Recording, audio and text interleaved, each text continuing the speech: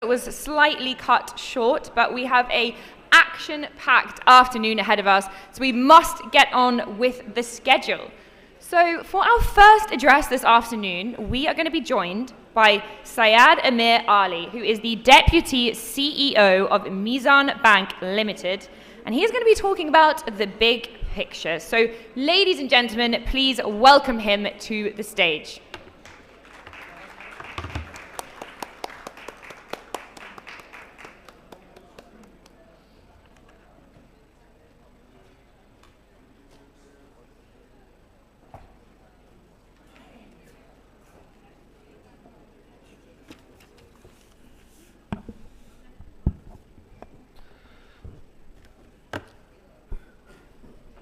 Bismillah ar-Rahman ar-Rahim. Assalamu alaikum. I think it's indeed a privilege to be here, and some of my friends just told me that they came back to listen to me, and I have a short presentation. The topic which I have picked is totally in sync with the theme behind this summit, which is the Future Summit. This is about future. This is the future of Pakistan. This is the future of our youth. So the idea actually came to my mind last year, and we started working on that idea. And what I will be showing to you is something which is already operational. So Mizan Bank is already working on this concept, and the results are evident. Although the effort is small, but the purpose of presenting this to you is to join this effort, to make this small effort into a snowball effect and make it a big one and create an impact on the future of Pakistan.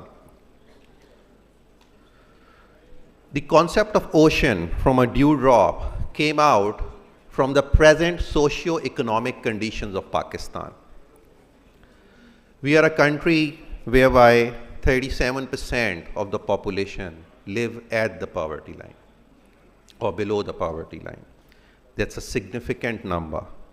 Unfortunately, this poor population is also illiterate. 38% of the population is illiterate, and by definition, anybody who is more than 15 years of age and does not know how to read or write is considered illiterate. So 38% is a massive number.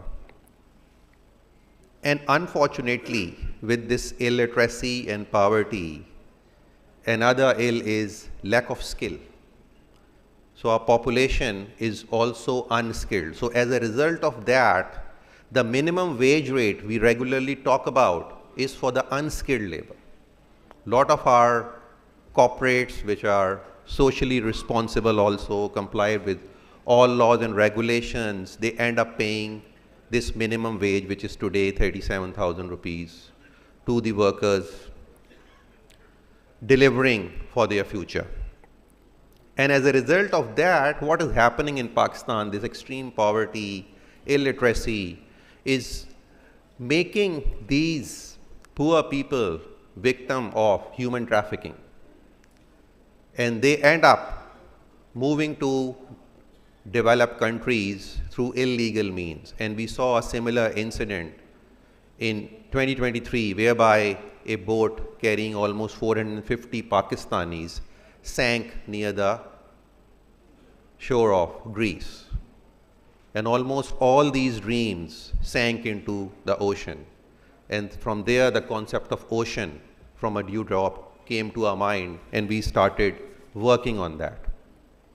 But with all these socio-economic challenges, there is a silver lining also, which is our youth, which is the size of the population. So it at the same time can be an ill and can be a virtue. 240 million people living in this home country makes this country the 5th largest country by population in the world. 64% of the population is under 30 years of age. So it is indeed a genuinely young country There are countries like Japan where the average age of the population is around 50 years.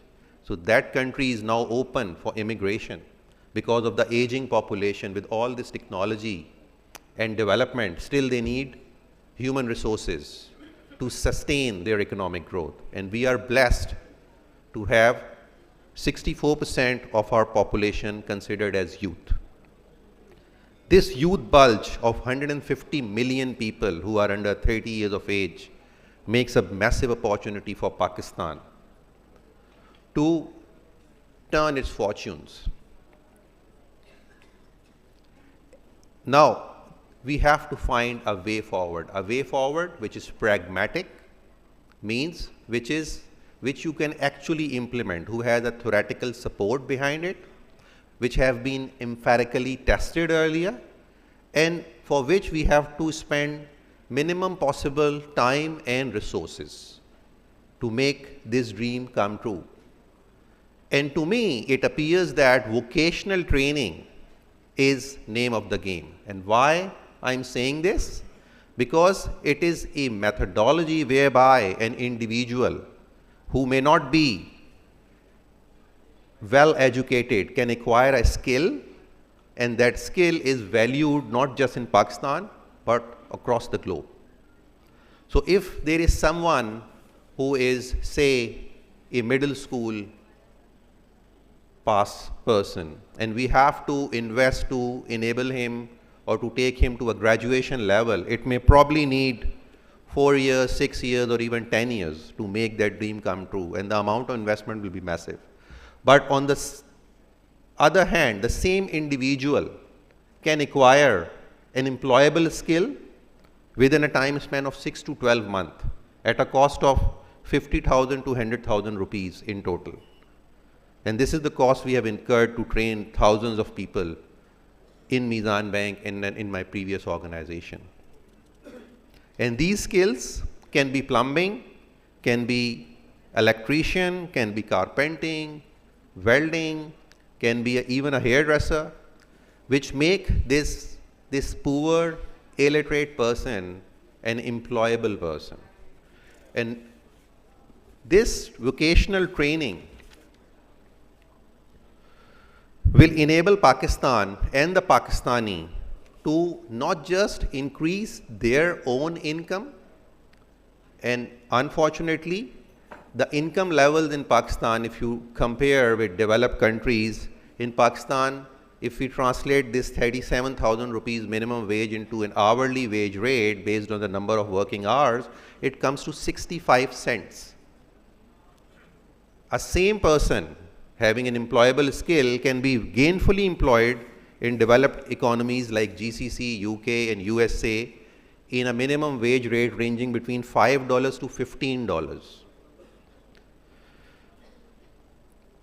And once they are gainfully employed, either in Pakistan or outside Pakistan, so one question might come to our minds is about brain drain. So my friends, the segment of the population I'm talking about, it's not the brain drain, it's the hand drain and the mouth drain. When the biggest event which happened in the history of Pakistan after its creation in 1947 was 1971, when we lost more than half of our country.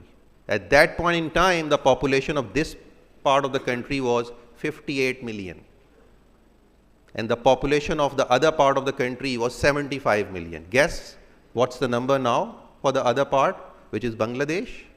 It's 175 million to 180 million, from 75 million. And we have grown from 58 million to 241 million. So this is one thing which we have in abundance. Now we have to use this human resource to turn the fortune of this country. And according to the data of the Home Remittance Department, the PRI initiative, the average remittance per person per month is $480. So if we are able to send one person of Pakistan, he's probably sending $580 per month, which is roughly 6,000 rupees or $5,000 per annum. And if we are able to export 1 million people, 1 million hands it will bring $5 billion per annum on a sustainable basis. Look at the potential. And this 1 million number is only a fraction of the 5 million people we add every year into our labor force. So we are producing enough labor force in Pakistan to be working for propelling the engine of growth for this country. And still we are producing enough people which can meet the labor shortages across the globe, and in exchange can send valuable foreign exchange to Pakistan. Now, what is the savior for Pakistan? Sometimes people think it's an IMF program, probably a $7 billion IMF program. My friends, I can guarantee you it's not the savior of Pakistan. At this point in time, the trade deficit, which alhamdulillah right now has shrank to a very low level, and as a result of that, the current account deficit is also very small, and for the last month it was a surplus. But it was surplus not because of the IMF program, it was surplus because of the home remittances. The last fiscal year home remittance number was $30 billion plus. This year, it's for the one quarter is roughly $9 billion.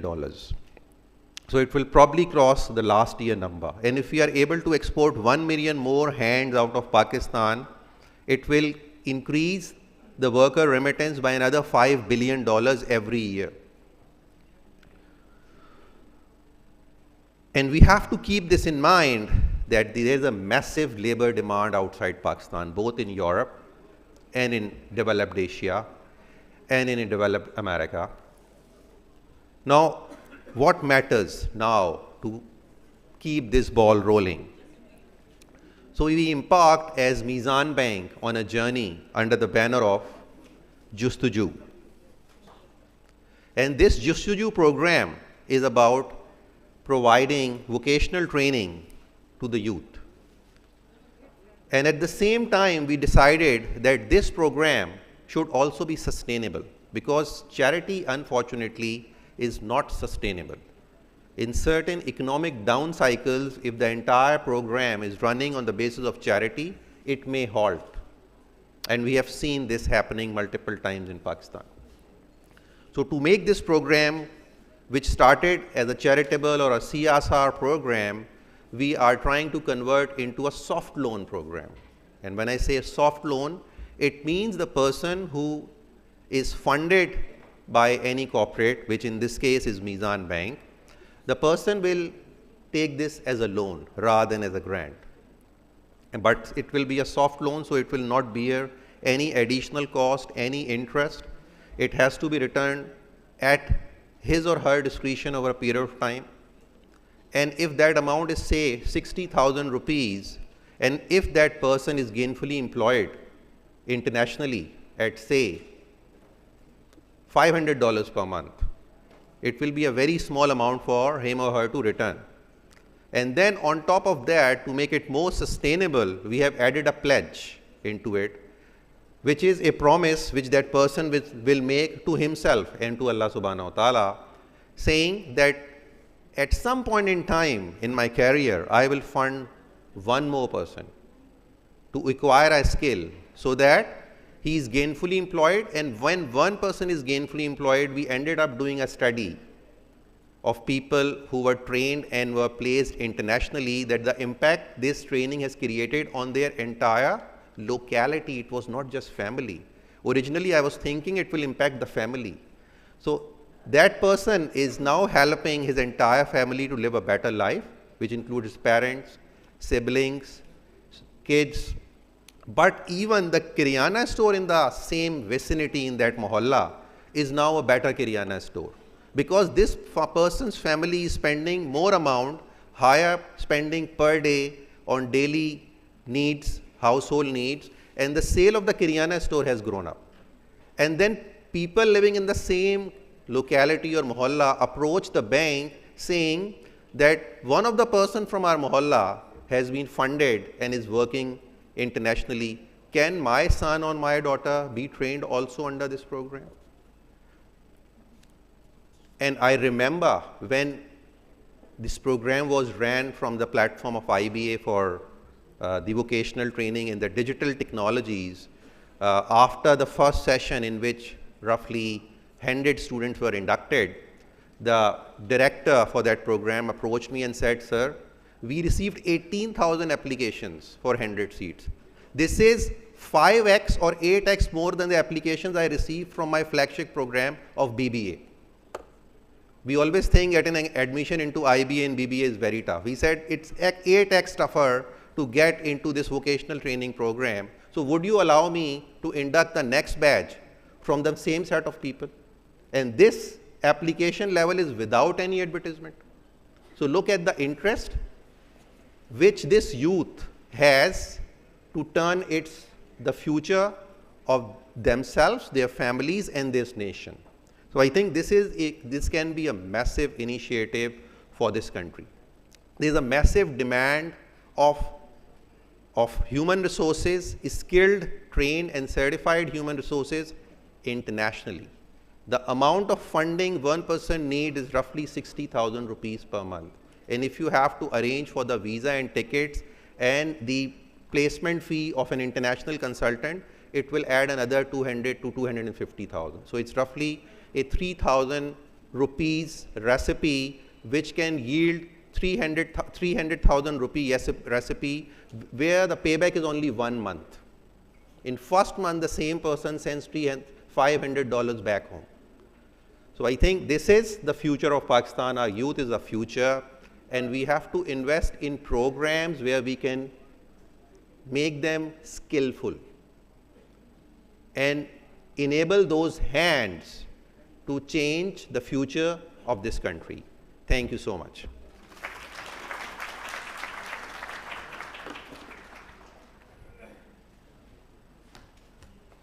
Thank you so much, Syed, and that is extremely important, the future of education.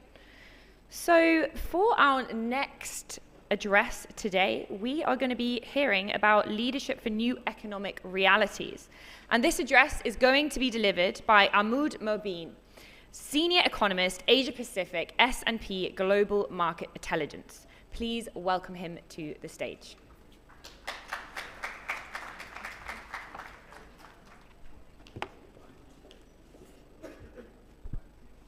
Hello everyone, Assalamu alaikum. Thank you very much for having S&P Global Market Intelligence here at the Future Summit. We've heard about very interesting and super insightful discussions and dialogues so far on Pakistan economy, and we at S&P Global Market Intelligence hope to contribute to that and take it a step further. Just a bit of an introduction and a disclaimer before I begin. S&P Global Market Intelligence is the data, solutions, and analytics business of S&P Global, and is different from S&P ratings. So any comments we make cannot be associated with S&P ratings. With that in mind, I will begin the session by sharing S&P Global Market Intelligence's view on Pakistan's macroeconomic trajectory, basically the recent developments, the story so far, and the economic outlook, which will include S&P Global Market Intelligence forecasts and assumptions. So let's begin. Can we bring up the slides, please, on the screen?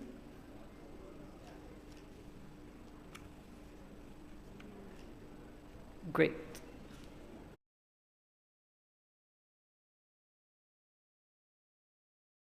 Economy has observed over the past couple of years. First, this has been, we have been over this since the morning a lot of time, but it's worth a recap.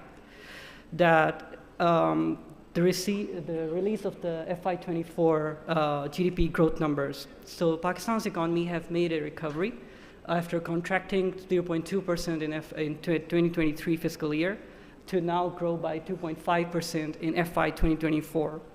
This was mostly shouldered by the agriculture sector. And although the manufacturing and services sector, they contributed, they improved and recovered, but so far the tighter monetary and fiscal sector policies meant that their performance was relatively constrained.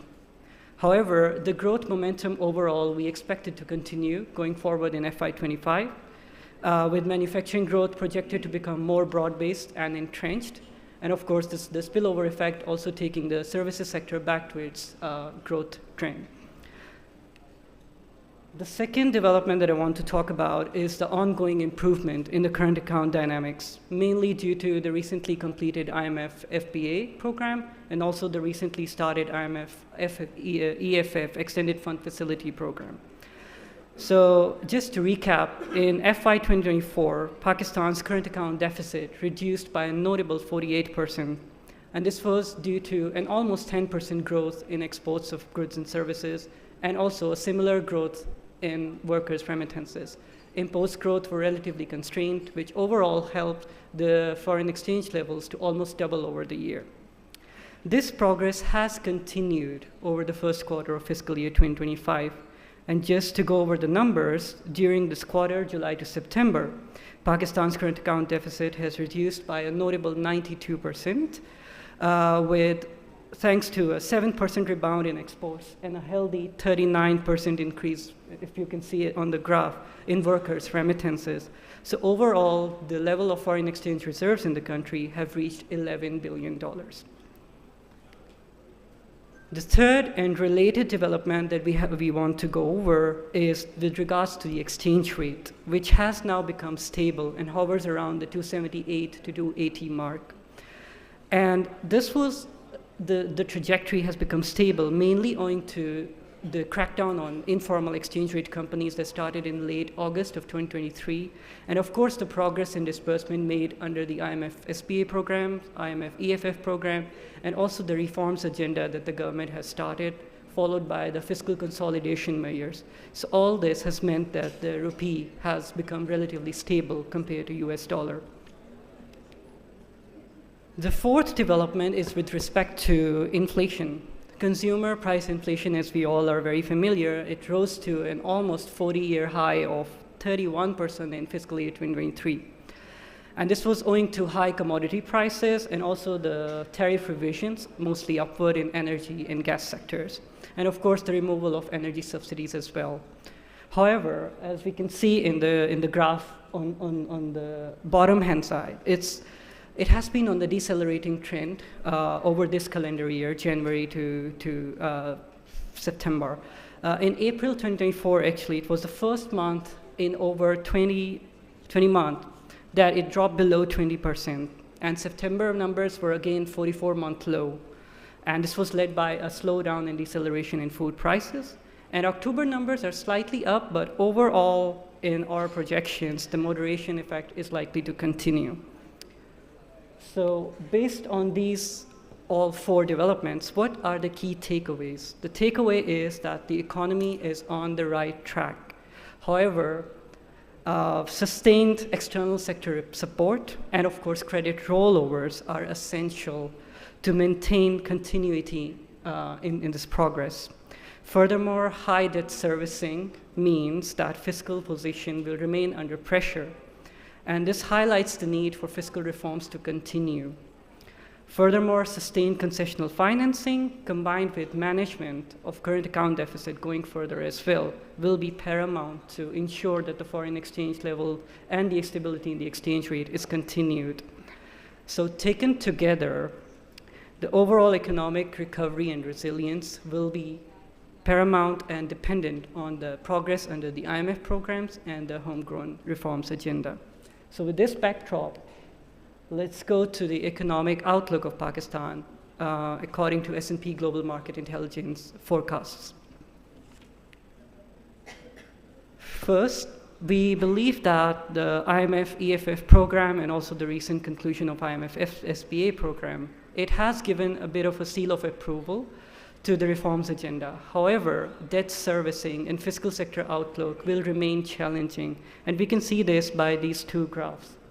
If you can see at the left-hand side of the graph, it shows the interest payments as a share of total government revenues. The blue dots all represent the EMGEs, emerging market and developing economies around the world, and the one red dot is Pakistan. So as we can see, it's clearly a bit of an outlier with almost 50% of the total revenue generated is being spent on interest payments. Second, if you see the right-hand side graph, it shows the gross financing needs as a share of total GDP. Again, it shows all the emerging market and developing economies for which this data is available as per the October fiscal outlook of IMF. And Pakistan, again, is an unfortunate outlier so far with debt servicing need almost 22% of GDP. So overall, this means that the foreign exchange dynamics will remain under pressure. This means that the import cover ratio, although foreign exchange reserves have improved a lot, but we project that over the next 4 years, the import to cover ratio, which means that how much are your foreign exchange enough to cover months of imports, they will remain below the international adequacy benchmark of around 3 months of imports. Secondly, our projections of external debt financing will remain high. As you can see in the graph, it will constitute around 4% of GDP and 16% of total foreign exchange earnings. Third development is with regards to the inflation outlook. So favorable base effects will mean that inflation will continue to go down, followed by, of course, the government's continuation of the reforms agenda. So our projections for 2024 is 13% calendar year, followed by a calendar year 2025 projection of 6.9. However, there are some upside risks to it, if you can see in the slide as well. So one is the higher taxes envisaged on the agriculture sector and the services sector, mostly retail, under the announced fiscal year 2025 budget and IMF program. If they materialize, that could lead to a rebound in prices. Second is the continued increases in electricity and gas tariffs that would also add to inflation expectations. Third and fourth are related. They are the heightened global financial market volatility and a probable escalation in global commodity prices in light of Middle East conflict if it escalates further. So that could also bring more pressures to inflation outlook. In terms of exchange rate, we forecast that the stability will continue. However, the stability will be contingent again, and this will be a repeated feature of my presentation. This will be contingent on the successful implementation and continuation of the IMF reforms, unlocking of other bilateral and multilateral sources of financing, and also the continuation of fiscal reforms agenda of the government. So overall, what are the big picture projections? In big picture projections, we expect the GDP to rebound and the growth will continue, and it will grow around 3.3% in 2025 and slowly grow to around 4.4% as of end fiscal year 2028.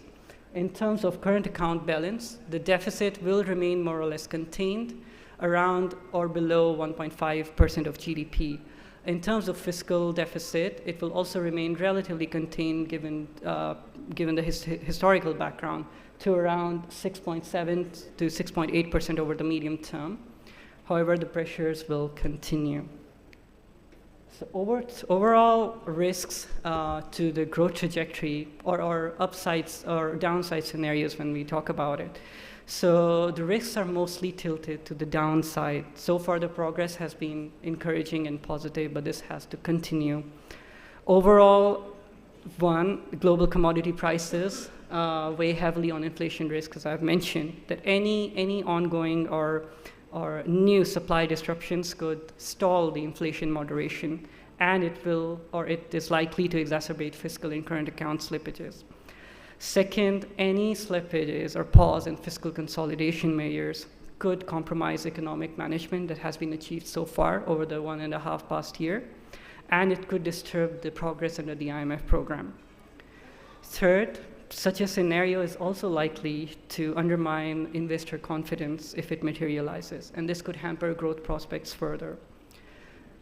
Another point which is very paramount for Pakistan is the climate change implications, because the country remains prone to adverse impacts of climate change, whether to droughts or floods across all different regions of the country. So this will weigh heavily on the economic outlook, and it could also divert crucial resources away from development spending or spending on health and education. So we have to be cognizant of that as well. And lastly, it's also a bit of a worry in terms of long-term projections. That is the high poverty rate and low investment on education and health. So Pakistan's poverty rate as of 2024, according to World Bank's numbers, it has risen to 40.5% of the population. While in terms of malnourishment, around 20.7, or every 1 in 5 individual in Pakistan is malnourished or undernourished. This is a long-term constraint based on both the productivity growth and also welfare growth. So overall, this is also in line with the theme of the Future Summit. What matters now?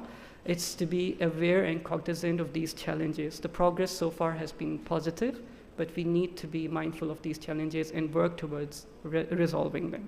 That is all from my side. Thank you very much.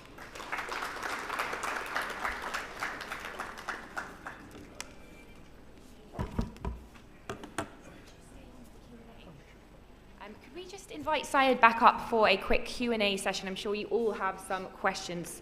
So Syed, are you still here? Perfect. Would you mind sitting down? We can take questions from there. Thank you. Anyone from the audience who would like to ask these two gentlemen some questions, please raise your hand. Someone definitely wants to ask a question. Just raise your hand and we'll hand you your microphones. Thank you. Over there, that gentleman over there. Thank you.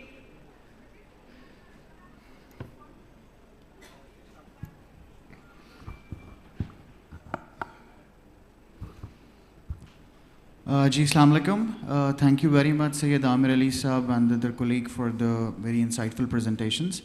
My question is for Sayyid Amir Ali Saab, whether what kind of collaborations you guys are looking forward to in case of expanding the technical vocational education for the Pakistani youth, and whether Mizan Bank is expanding it with other partners as well. Thank you. So thank you so much. I think it is definitely a collaborative effort where Mizan is actually a financing and a program management partner, but the vocational training piece is delivered by multiple institutions. I can share the list with you, don't want to name all of them right now. And interestingly, a few of the very fine institutions have themselves approached us to enter into that kind of partnership. And I'm sure after this conference also, and I earlier presented this idea at the forum of OICCI, and a couple of friends from large corporations offered to join this effort. And they have started partnering with the similar institutions. So it's not necessary they come in and fund Mizan Bank, but then go and follow the same program. So the concept is about creating an impact. So we can train few 100,000 people, but the need is millions of people every year. So 5 million people are coming into the labor force every year. So the impact is for the millions of people. So collaborations are happening both on technical side and on financial side. Any more questions? Thank you. Assalamu alaikum. My name is Zafar Aziz Usmani. Really fascinated by your presentation, Amir Saab. I think you have hit the nail. Where real challenge is the young population, the 63% youth, and their potential employability. They are highly talented, but this was the exactly gap that we needed to fill. And people worry about the brain drain. My concern is that we have enough of raw material to produce and export rather than worry about the few selected who are leaving the job. Our supply side of human resource has to be increased, and your initiative is a fascinating, first time I've heard, and I think this is a great intervention from Mizan. It's a macro level, but I guess what we need to do is to take this particular initiative and create awareness about this opportunity across Pakistan. There are many banks, financial institutions, microfinance institutions who should buy in. There are good universities and technical institutions who can create this training program. And I think this is a phenomenal idea. I congratulate you. And any support that you need from any professionals from the HR fraternity in Pakistan, we will be more than happy to provide all support. Thank you so much again. Thank you, sir, for the encouragement and the ideas. And yes, I agree. It has to be propagated, but with success. So we have to show empirical evidence that what we are doing is successful, so that other can follow.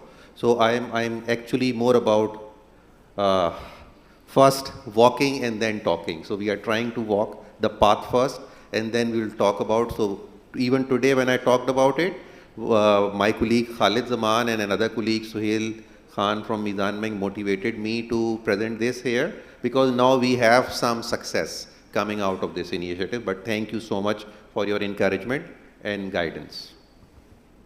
Excuse me, I have a question here for Mr. Ahmed Mubin. My name is Tawfiq Hussain. We've talked, you as an economist and other speakers, excuse me, before lunch talked about various aspects of the economy, various challenges, including yours about interest payments as a percentage of GDP, as a percentage of reserves and all. But I'd be curious to know what your thoughts are about the overall debt sustainability of this country. Thank you very much for your question. So according to S&P Global Market Intelligence forecasts, we see that the debt to GDP ratio will remain stable over the medium term. It will not escalate any further. More or less the trend will continue. And more importantly, it's the debt servicing, because that weighs heavily on your fiscal sector development and spending as well. So overall, we think that provided contingent of IMF program continuity, timely disbursements, and also the announced bilateral and multilateral inflows according to the IMF Article 4 and the EFF program. If they continue and materialize, then going forward, over the next 4 to 5 years horizon, we expect debt servicing to be sustainable. And fiscal sector deficit will remain contained around 6.5 to 6.7% of GDP. Yeah. Tawfiq Saab, I like to do an intervention here. So the numbers of the top of my head of the foreign currency debt is roughly $135 billion, right? And the population of Pakistan is 241 million. So if we divide 135 million by 241, I think the number comes to $500 per person in Pakistan. So $500 translated into rupees is, I think, you multiply it by 3 simply, it's 150,000 rupees. So how many people cannot return a debt of 150,000 rupees in this room? So it's a very small amount. The problem is GDP per capita income of this country. So our GDP per capita income is roughly $1,500 to $1,600 per capita. If we are able to grow it, it's about growth, it's about productivity, then this debt number is just peanut. Because this debt number is a peanut for every single person sitting in this room. If we just grow the GDP of the country and make it, say, $5,000 per person, this debt will become meaningless.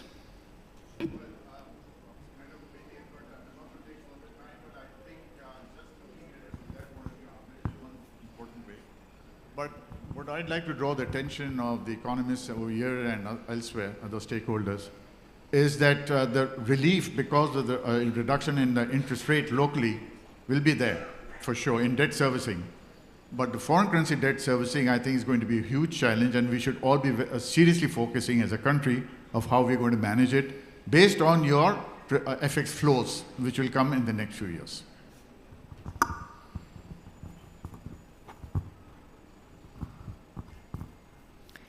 Any more questions from the audience? We have a tiny bit more time. Over here, please. This gentleman over here, could we please get him a microphone? Thank you. Yeah.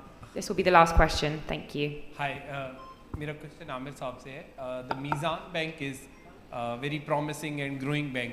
तो क्या आप startup ecosystem के लिए कुछ कर रहे हैं? मुझे कोई ऐसे products नज़र नहीं आए जो स्टार्टअप्स को फोकस करते हो, स्टार्टअप्स को कन्वीनियंस देते हो, ease of doing business. Even though state bank के कुछ इनिशिएटिव्स हैं, बट ब्रांच ऑपरेशंस में जब स्टार्टअप फाउंडर, कोई यंग फाउंडर 2 एम्प्लॉयज़ वाला जाता है, तो वो उसको उस तरह ट्रीट नहीं करते, फैसिलिटेट नहीं करते. तो मीज़ान क्योंकि ग्रोइंग बैंक है, तो क्या आप सोच रहे हैं कि ऐसी कोई फैसिलिटेशन हो? क्योंकि अगर वे फॉरवर्ड है तो एंटरप्रेन्योर्स ही हैं इस इकोनॉमी के, जो आज सुबह से बात चल रही है, we are the future of Pakistan. तो क्या आप हमारे लिए कोई ऐसी प्रोडक्ट लाइन, चाहे वो सारे कमर्शियल बैंक्स मिलके, बिग बिजनेसेस तो आपके प्रायोरिटी क्लाइंट्स हैं, बट क्या फाउंडर्स प्रायोरिटी क्लाइंट बन सकते हैं? Thank you. So I think you have rightly pointed out. So there are few things which we are already doing, Few things, there are upcoming digital banks which will do. So I can talk about what we are doing right now. So we have rolled out a SME program and a lot of support coming in from central bank also, but of course the risk has to be taken up by the commercial bank, which is Mizan Bank. So we have that program rolled out. We are the largest bank doing the digital supply chain finance in Pakistan at this point in time. And all these small businesses which are doing some business activity with large corporations, we are funding them via a arrangement of a supply chain finance. So this is one thing which we are doing. Then Mizan Bank is acting as a sort of, you can call it, recently we have also tied up with one of the upcoming startup fintech, and we have yesterday, day before yesterday, means the last working day, filed an application with central bank for a startup grant which State Bank is giving to the banks, but we have signed it up with a small entity in a collaboration, and all this grant amount plus our own funding will go to that startup. So these are the few things which we have already done. Now one thing which we intend to do, which has not yet been started, is to earmark an amount to fund startups. So actually when you talk about it, actually what the young people are looking for is startup funding. Although no bank in the world do it, not even in US, it's actually the venture capital funds who do it. It's not the commercial bank's job, but still, because we don't have venture capital funds in Pakistan, we at Mizan Bank thinks that we have to allocate a small amount, and then we'll do some kind of competitions for which we'll be needing help from universities primarily, and then we will fund those ideas with a mindset that probably we'll lose a lot of money in that, but we will also enable our country, and maybe if there is one success out of 1,000, probably we'll recover our money back. Thank you both gentlemen. They were both extremely impactful addresses, and what a way to kick off the afternoon. So now I would like to present some souvenirs to you two. So if you would please stand up, and I would like to request our co-host Amir Shahzad, Executive Director of Unity Foods Limited, to join us on stage, along with Usman, Director of Nutshell Communications. And the souvenirs will be presented by Mohammed Humayal Sajad, CEO of Mashreq Bank. Please give them a round of applause, ladies and gentlemen.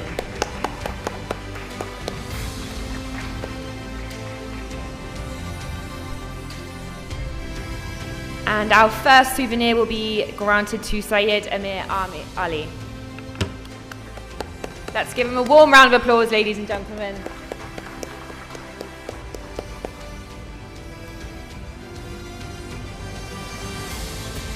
Thank you. And the next award will be going to Ahmad Mobeen. Round of applause, ladies and gentlemen. Thank you very much.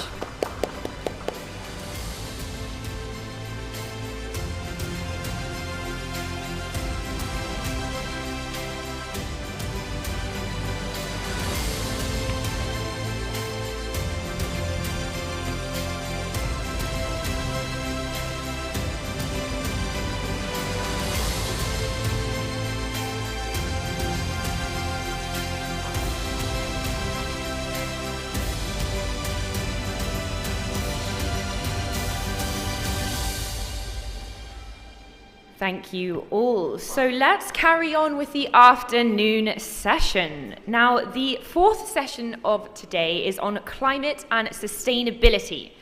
We will be focusing on this extremely important topic, and joining us will be Dr. Shamshad Akhtar, who will be delivering a keynote address.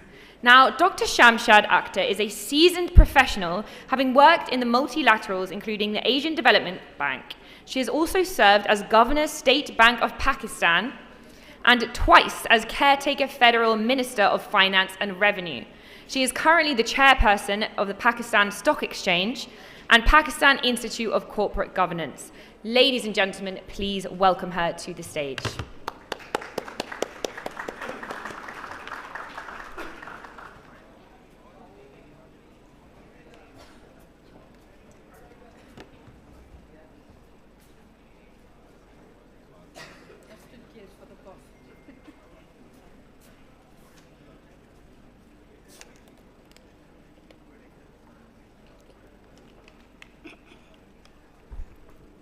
Assalamu alaikum.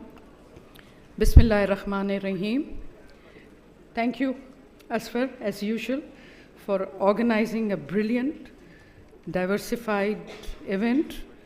It's really an honor to be addressing the events that you organize. They're very stimulating, thought-provoking, and presumably this advocacy will have an impact on everybody who's out here, because we're all involved in different ways in our community, both in value terms as well as in dollar terms.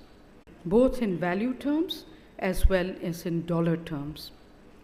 And also, we need this funding to meet liquidity needs to enhance resilience against escalating climate impacts. COP29 escalating climate impacts. COP29, the climate summit hosted by Azerbaijan in November 2024, is expected to set the new bar of climate finance. It's a new qualitative, collective climate finance goal for which seeds had been sown a bit earlier. Delivering such a goal is a formidable challenge and require political commitment and changes in the international financial architecture so that the required investment, financial flows, and instruments for climate action, and also just mutual contributions are mobilized, but would require a robust governance and transparency framework across international corridors, but also domestically. My first point is the enormity of Pakistan's climate challenge, moving from the global scene to the domestic scene. This challenge is overwhelming. Pakistan is a frontline state and most climate vulnerable country with high risks that impacts every segment of the economy and all stakeholders. Not all the cost is accounted for, given our statistics are full of all kinds of challenges. Pakistan's climate faces a rate of warming significantly higher than the global average, with growing climate variability and extreme events that reduces water availability, severe and longer droughts, accelerated glacial melt, more variable and intense monsoons accompanied by floods and landslides, and sea level rise encroaching on coastal settlements and infrastructure. The whole of South Asia is facing this challenge, and we are in midst of a very adverse political environment, so we cannot even have a mutual cooperation. ASEAN is outstanding in this context.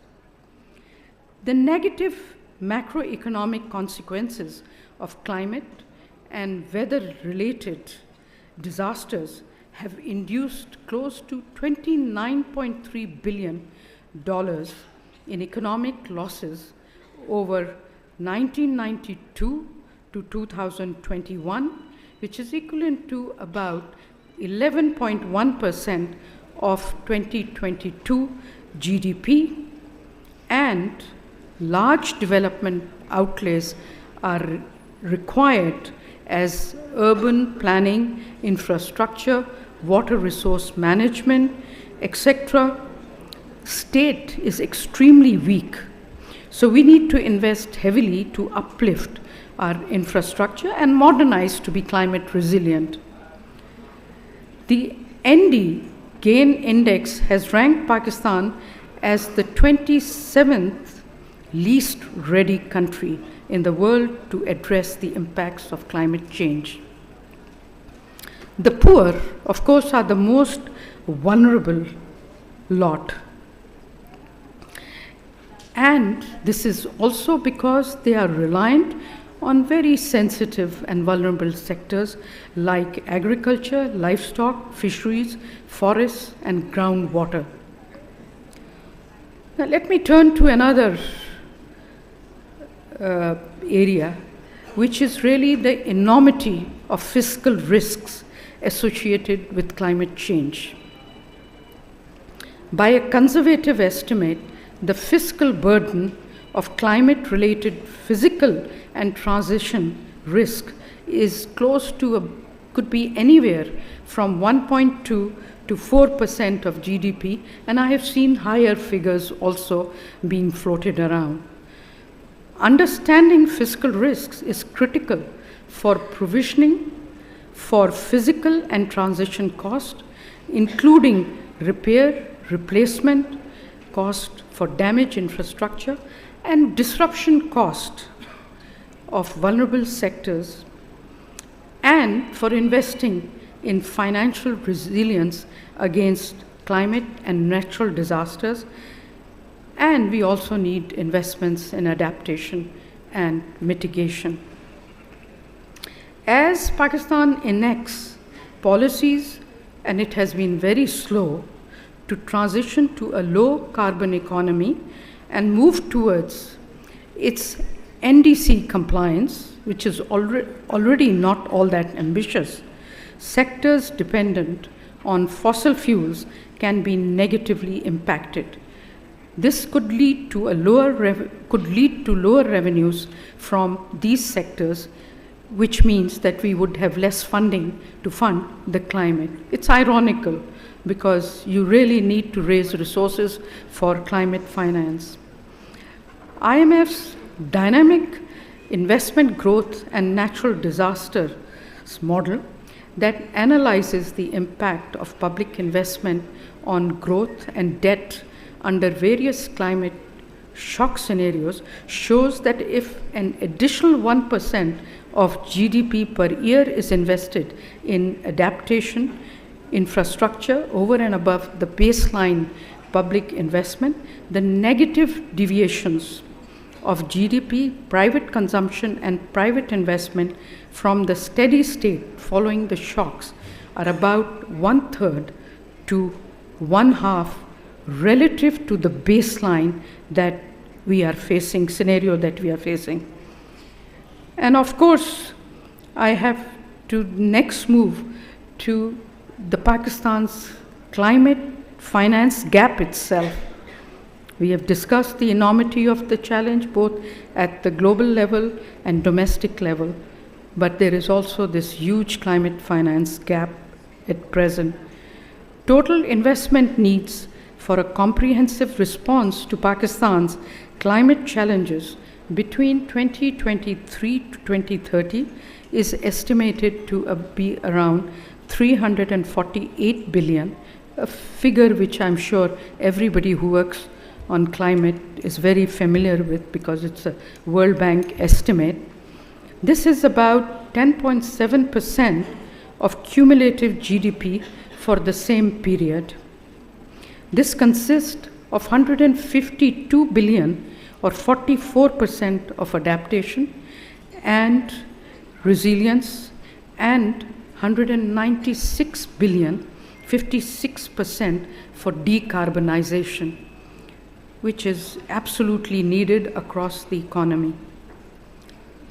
Pakistan's mitigation financing goals are pegged to the ambitious goal of reducing projected emissions by 50% by 2030.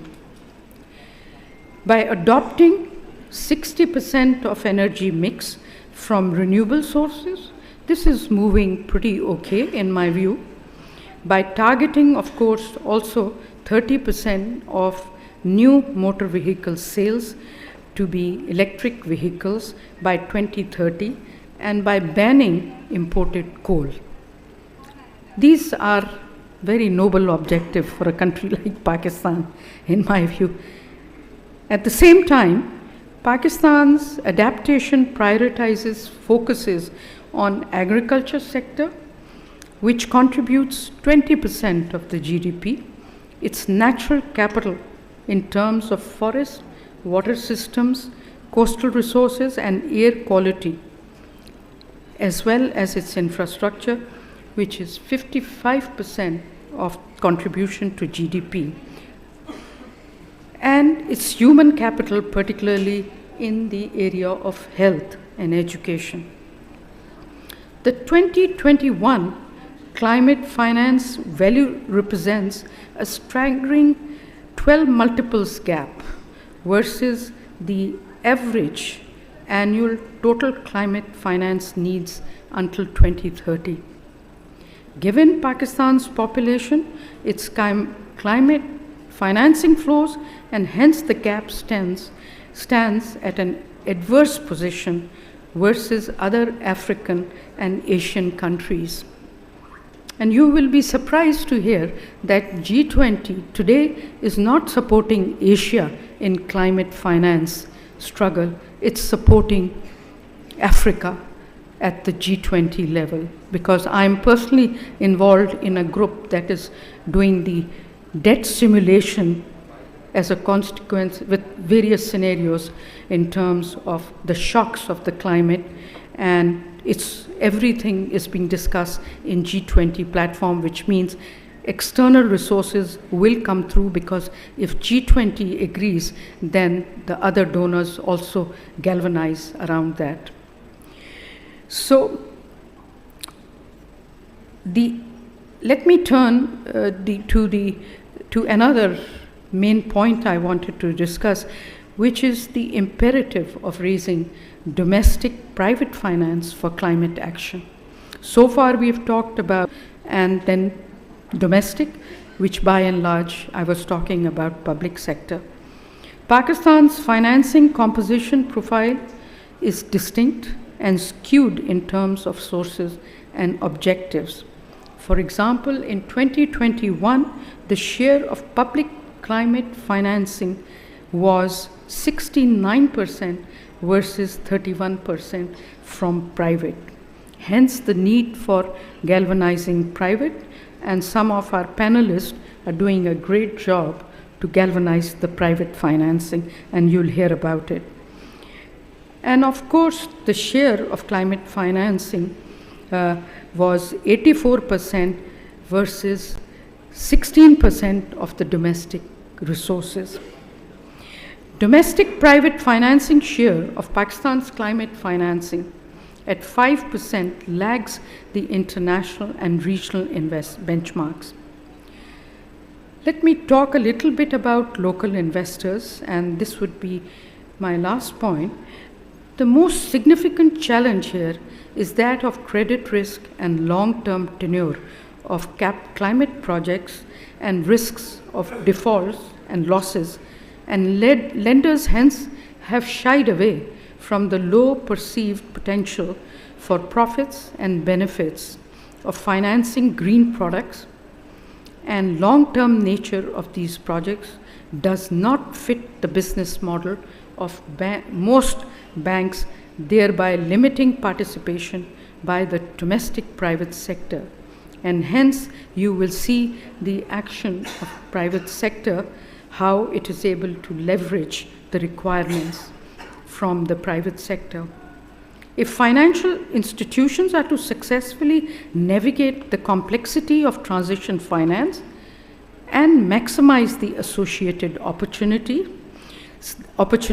they need to embed the right mechanisms and processes into their operating models and activities, as well as their focus has to be to target real economy transition, setting targets and metrics for decarbonization, and monitoring it rigorously with pre-agreed targets. We also need to focus on setting the right incentives, using internal levers such as capital allocation, adjusted risk appetite to create the right set of incentives for parties to deliver on the transition, such as incentivization through subsidized input costs to climate tech solutions for urbanization, energy efficiency, water, agriculture, and development of transition finance capabilities and of emerging technologies. We also need to invest in innovating new products such as in-house transition finance frameworks, robust controls around the scaling up transition funds and bonds, minimize greenwashing risk, promote blended finance solutions with specialized guarantee and insurance mechanism. Corporate legislation and regulations is critical, but it ought to be accompanied with full corporate guidelines, and possibly there has to be the best practices.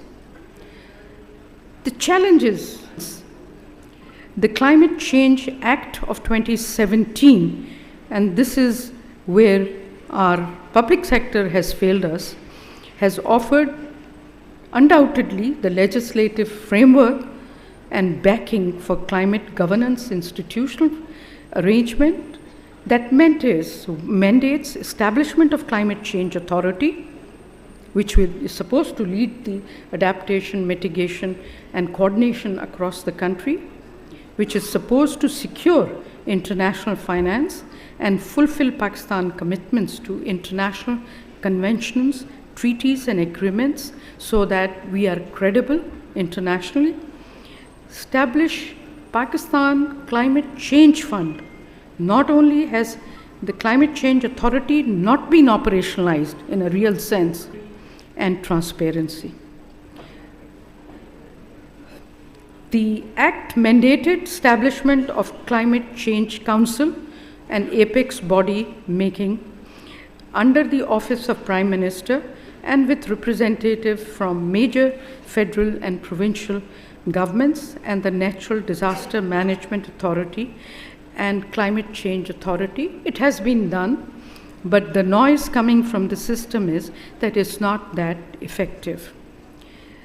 There are different climate finance units with overlapping responsibility, and most operate in silos, with lack of systematic prioritization and coordination with relevant ministries and alignment of activities with national strategies and climate roadmaps. Pakistan has to compete with other regional and developing economies for global climate, particularly concessional finance. And as such, we need to be moving swiftly in getting our act together and developing a pipeline of projects that any donor or investor could grab it and move forward to actually implement. Pakistanis mobilize developing country opinion within the G77 and has persuaded developed countries counterparts for loss and damage fund at COP27, if you recall. At COP29, Pakistan can mobilize consensus on how to scale climate finance ambitions, get the money out quickly and make it work, but before that, have a developed pipeline. We have to offer donors to leverage our climate initiatives for managing our debt burden in an effective manner, because no matter who's saying what here, our debt burden will remain pretty high. So there are lots of learning from the neighboring countries as well as internationally. So Pakistan is not the only country that is facing some of these challenges, but it's good to get out there and grab the opportunities and compete aggressively for the funding. Thank you. Thank you, Aswa.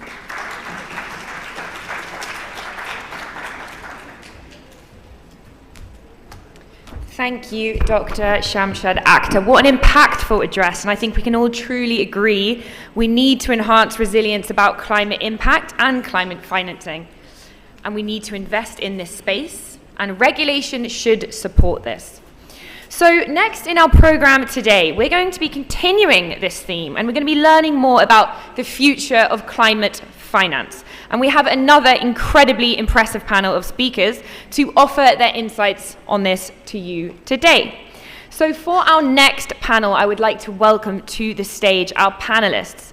Faysal Mohammed Al-Shamari, Head of ESG and Corporate Strategy at Mashreq. Eder Bobelli, Vice President, Bankers Without Boundaries. Maheen Rahman, Chief Executive Officer of Infrazamin Pakistan.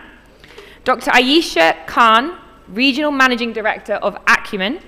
Amir Shahzad, Executive Director of Unity Foods Limited. And moderating this panel today will be Dr. Fatima Kushnid, Executive Director of the Pakistan Environment Trust. Please welcome them to the stage.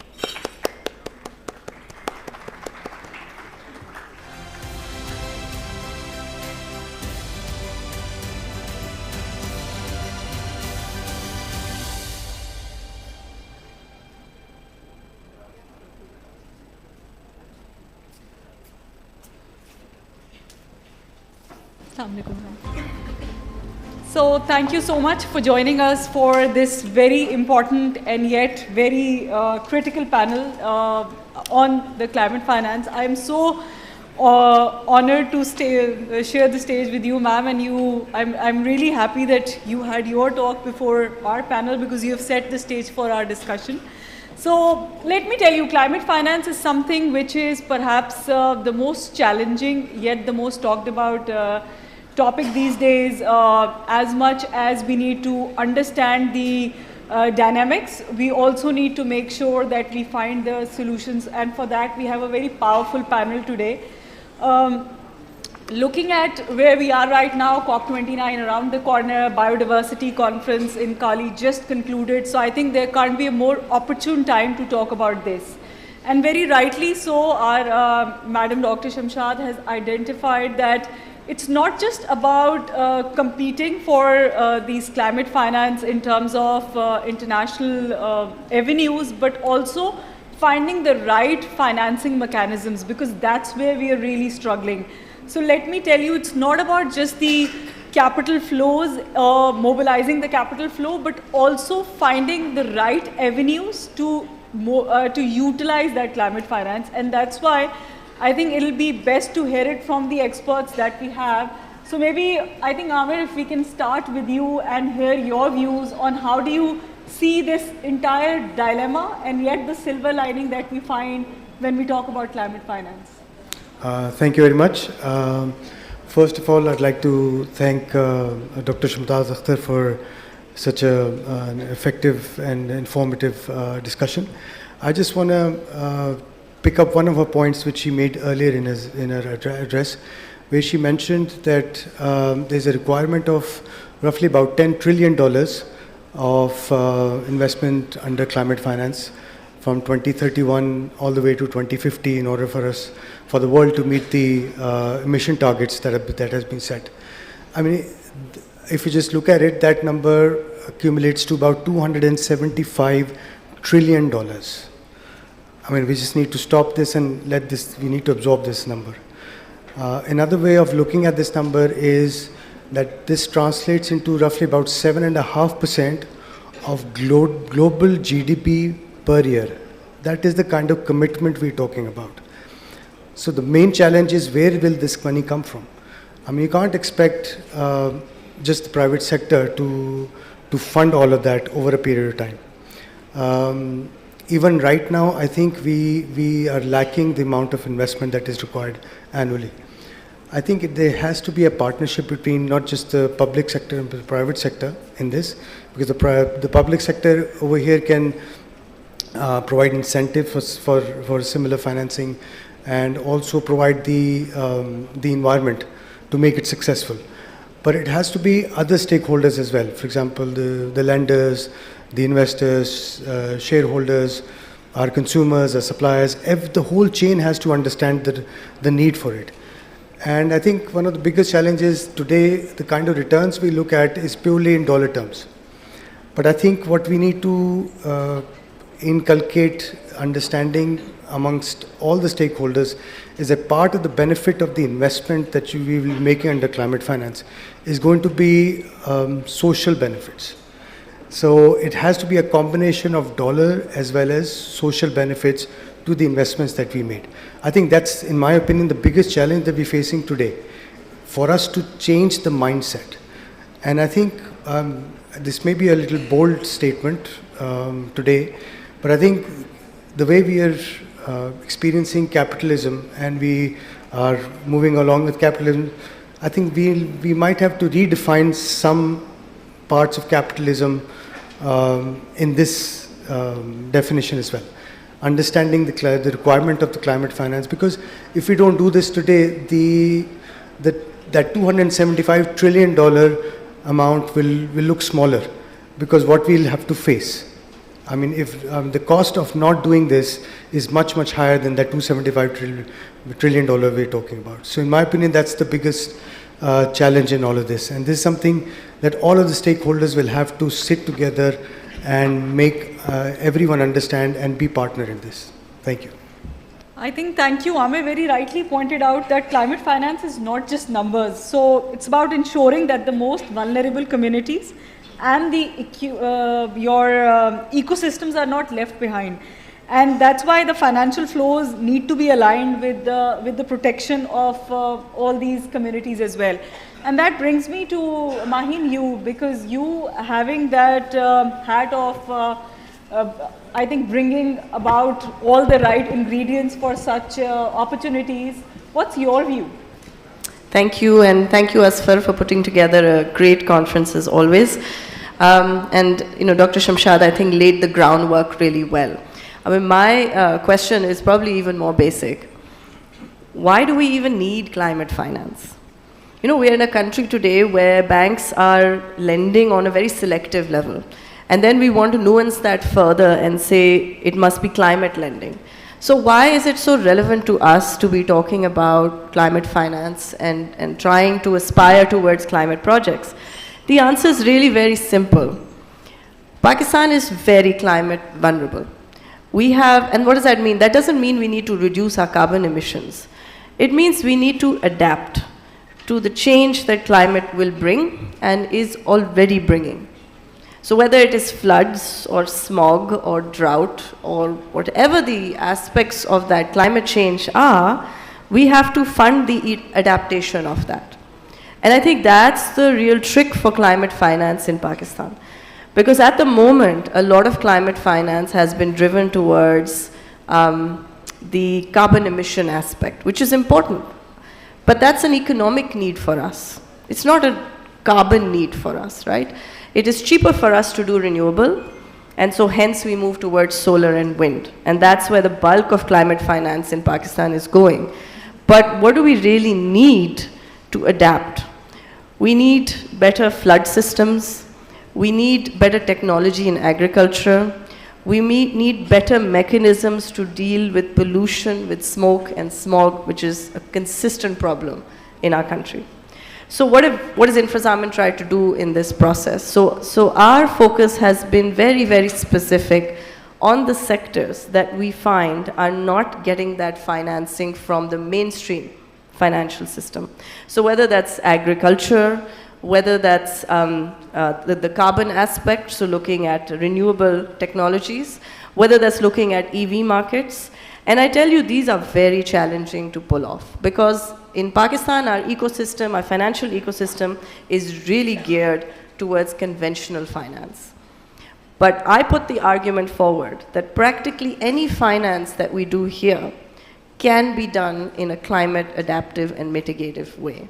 It just needs a few tweaks here and there, and you have then created a greening of the financial system. So it just requires that additional creativity. So, I mean, of the projects that we've done so far, the bond that we launched last year with Kash Foundation, that bond today has helped restore climate damaged homes. And it was just an additional flip that we needed to add into use of proceeds. The bond that we announced very recently, actually with Sunridge, with Amir sitting here, looks at converting the energy in an agri-processing unit towards renewable energy and creating green silos and storage and warehouses that will then be, a solution for us at times when we either have droughts or we have excess supply. So a lot of the finance that we do just needs a few additional pieces here and there to really be couched as climate finance. So rather than treating climate finance as a nice to have and at some point we'll do it, for us in Pakistan, it's really important that we begin looking at all the financing, all the borrowing that's being done in this market through a climate lens. Because actually we are the guys that need it the most. Thanks. So I think that's great, Mayin. You have given us an out-of-the-box thinking, and that's where I think we really need to focus now, wear a different hat and see. And that brings me to you, Eddie, from the BWV perspective. How do you guys do it?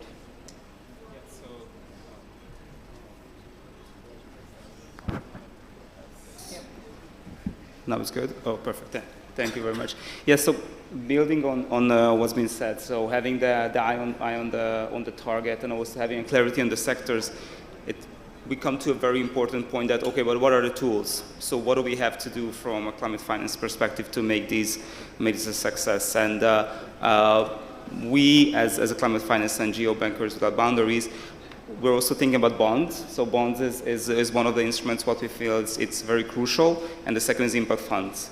In terms of bonds, we think that sustainability-linked bonds can be a very good instrument to explore further, and also in the case of Pakistan, it can be super important to find the right areas and the right issuers for this. This is basically a general purpose bonds, and the coupon rate is tied to a sustainability-linked performance of the issuer. So it's a very simple instrument.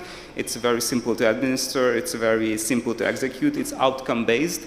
And if the priorities are changing, you can also change the KPI, which can be conservation area, native forest area, or any sort of nature-based solution target. So in this respect, we think that it's a very good instrument to explore further. So for the issuers who are not like sovereign insurers or not governmental insurers, more corporate insurers, so there's a lot of growth opportunity for us to think about. And the second are impact funds. We also think as a climate finance organization, that impact funds can be a good way to finance the transition. These are funds to generate positive return and also have a good portfolio of the projects, what can be assembled together. There's already a few works been done with on the coral reefs and also in ADB. We are also working on tiger funds and drought resilience funds as well. So we also think that there's a vast opportunity in also focusing on the prevention and not only the emergency response. So impact funds can also be a great tool. Great. I think it's quite heartening to see how all these things are working together. And that brings me to you, Faysal. Coming from a hardcore banking, how do you see all this perspective, and how have you been looking at this relatively new field from your perspective? I will flag a few numbers before starting. Sure. The accumulated number needed to finance the Sustainable Development Goals, which is at best in some of the best performing countries are behind the target by minimum 50%, requires $4 to $4.84 trillion a year to meet the Sustainable Development Goals. And if we look at the energy transition finance that is required globally, we are talking about another $4.84 trillion in energy transition. And if we look at climate technology, we need to triple the number associated to financing climate technology to achieve $4.5 trillion a year from now to 2030. If we add those numbers together, which is not usually the trend, we are talking about $13 trillion required per annum. That number, no government in the world can afford providing. If we don't redefine the public-private partnership, what we call in Mashraq BBB 2.0, we cannot achieve those numbers. No government alone can operate as a financial institution providing such necessary funds on the table. Therefore, it is required that we sit on a round table with the governments and we discuss openly and transparently what are the challenges. Climate and sustainable financing in general, specifically when it comes to project, is risky. To reduce the risk, we need to create some sort of an accelerator globally or regionally or nationally, where we talk openly about how to reduce the risk, increasing the financial institution risk appetite to finance more.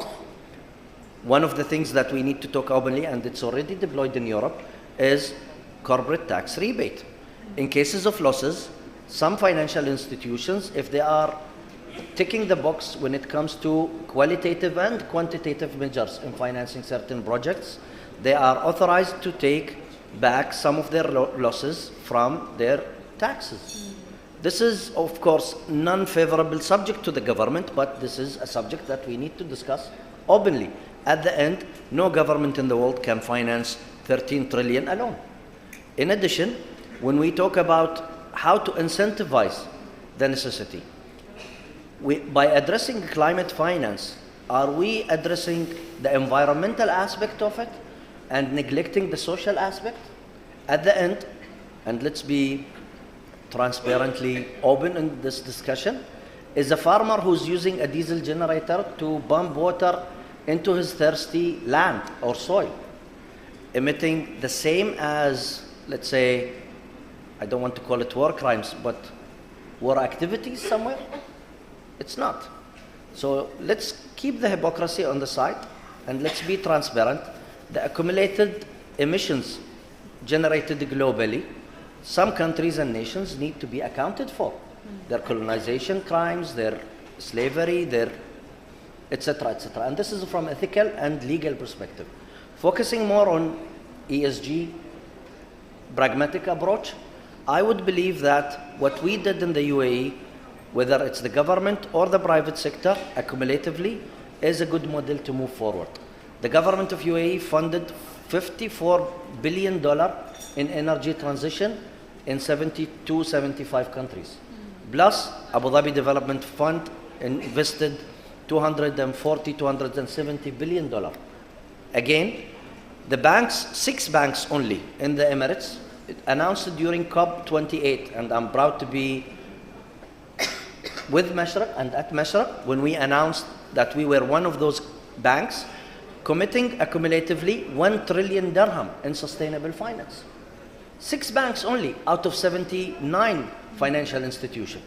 A similar approach will be highly recommended in any country, including Pakistan. At the end, we need to come up and move forward in addressing the sustainable development goals required by the government and by the nation. And by stepping forward, we are providing the necessary means of sustainable finance. 110 billion dirham coming from Mashraq alone is a serious commitment. Of course, are we going to develop our sustainable finance enablement? Yes.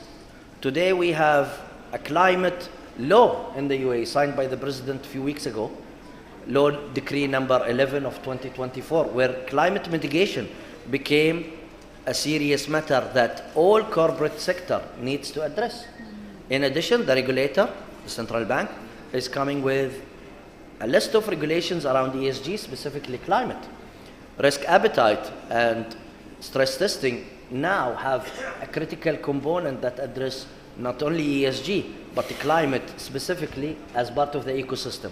Moving forward, I see that this is a necessity, but we need around equal voting or equal, let's say, it's not a democracy, but we need to sit together and we need to move forward to ensure the maturity and the evolution of energy transition among other climate necessary mitigation are put on the table transparently and we discuss it to enhance. Absolutely. So I think collaboration is the way to go, and obviously transparency is something on which we can never compromise. And finally, I think it's time to call spade a spade. Unless we do that and unless we really become mindful of our own actions, we cannot really do what's needed, especially for this very important cause. So I think thank you for giving your views. Let's just deep dive into more of the action-oriented things that we're doing. And Amir, that brings me back to you. If I talk about Unity Foods, it'll be really interesting to understand that what business strategies is Unity Foods really pursuing to support these climate-related projects, and more importantly, I think we would like to know that what different avenues are you exploring to finance these initiatives?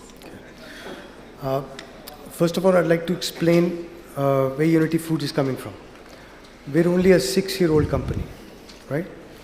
By the end of our 2nd year of our existence, we were thrown into the deep end, with COVID hitting the whole world, disrupting everything, logistics, transportation, and post-COVID, Pakistan, we experienced the commodity super cycle.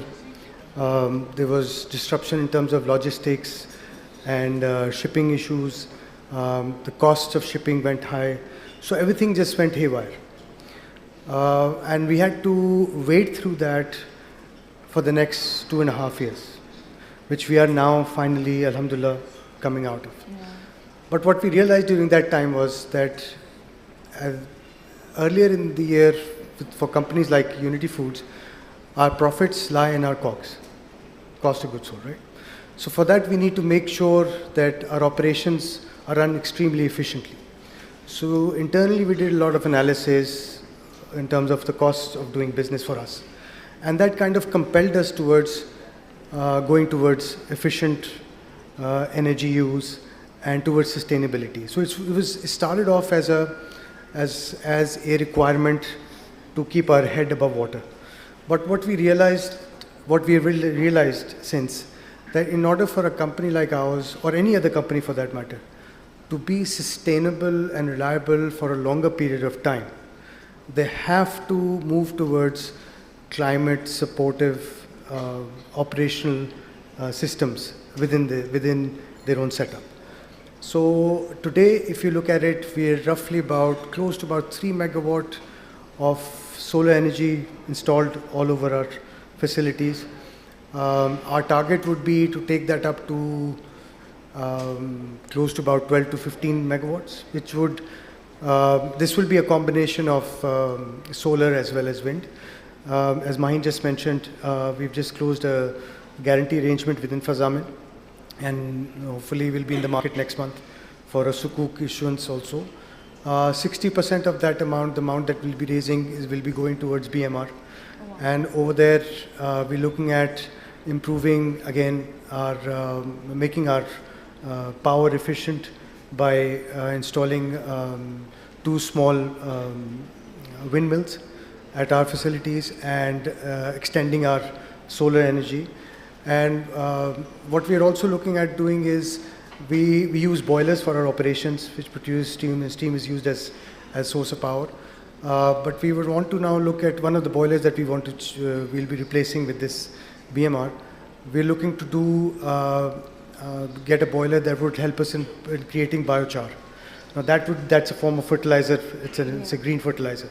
So we are heading towards that. So I think it's institutions like Infrazamin and others who can really support corporates like ours to make their financial needs met through sources that are green, and keep the corporates conscious of the fact and their responsibility.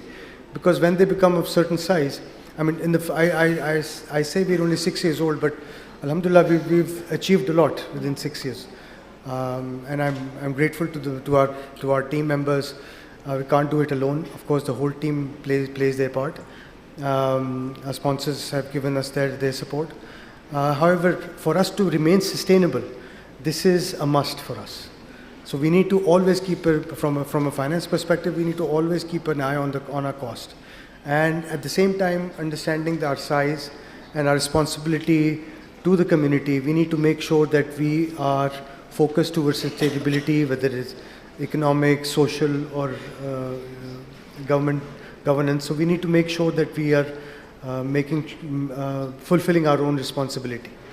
Thank you. I think this is truly inspiring, coming from a company which is so young, yet so, I would say, acting as a trailblazer for all the other organizations. It's actually very heartening and inspiring. And that's where, Maheen, I think we need to understand from your perspective that the way you have been hand-holding Unity Foods and many others, it'll be great for us to understand that what is the criteria for assessing these credit enhancement facilities with the focus on climate projects, although you did say that it's less about the climate finance and more about identifying the sectors.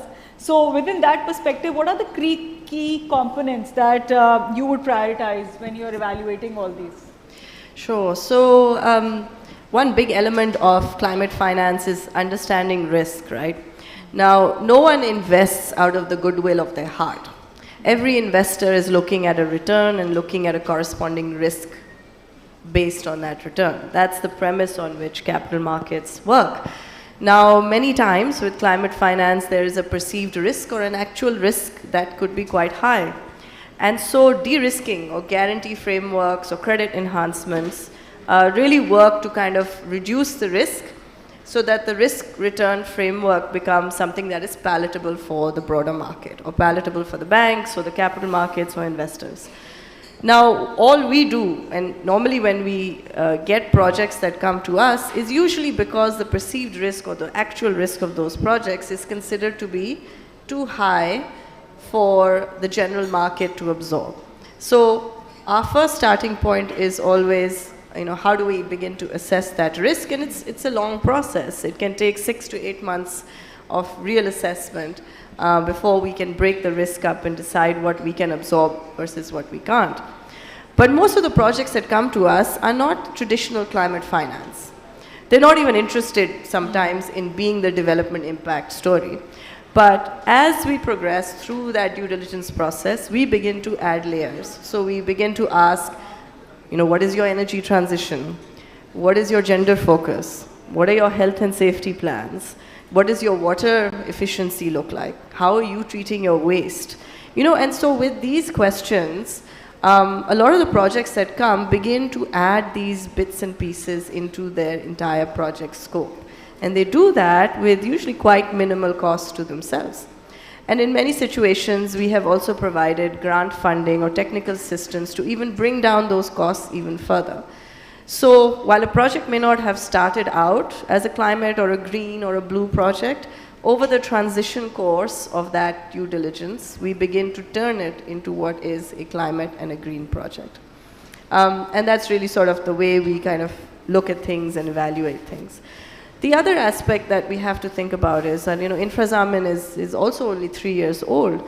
But by the end of this year, we will have probably issued about 8 billion odd of credit guarantees. Next year, we might just double that number, taking it to 15 to 16 billion rupees of credit guarantees. But that's really a drop in the ocean for Pakistan.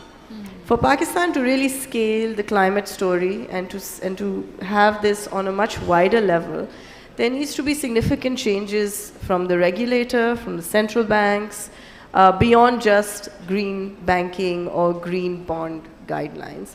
There has to be real incentivization, which was spoken about as well, for generic lenders and borrowers to be incentivized to take on climate projects, whether it's tax breaks or tax credits or grants for reducing costs. Without that, it's very difficult to scale.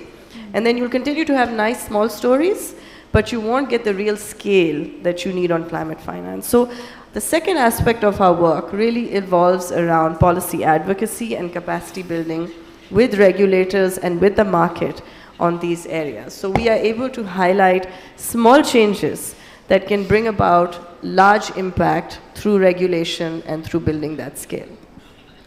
Absolutely, Maheen very rightly pointed out. I think policy goes hand in hand. You cannot have a product without having a policy support. So I think that's very important. And Eddie, perhaps you have identified all these bonds and instruments. Maybe we would like to understand that how well were these products received by when you were introducing them, and what real policy regulations were necessary to support these implementations. And if you can just share your key learnings in this journey, because you've been doing this and perhaps it's best to hear from you. Yeah, I think you touched on a very, very important aspect, because introducing these and embedding them into an existing market environment, that's really where it's a make or break, right? Yeah. And what we usually encounter when we try to talk to issuers, to private and also public stakeholders, that they speak different languages. And harmonizing that and taking everybody on board, that's, I would say, 80% of the challenge. Yes. And you have to really dedicate time and efforts in harmonizing efforts, in harmonizing nomenclatures, in harmonizing processes, forms, and also attitudes and languages, some cases, to speak both the public and the private words language as well. So I think that's issue number one, which is resolvable. You just have to be very aware of that. So that's one.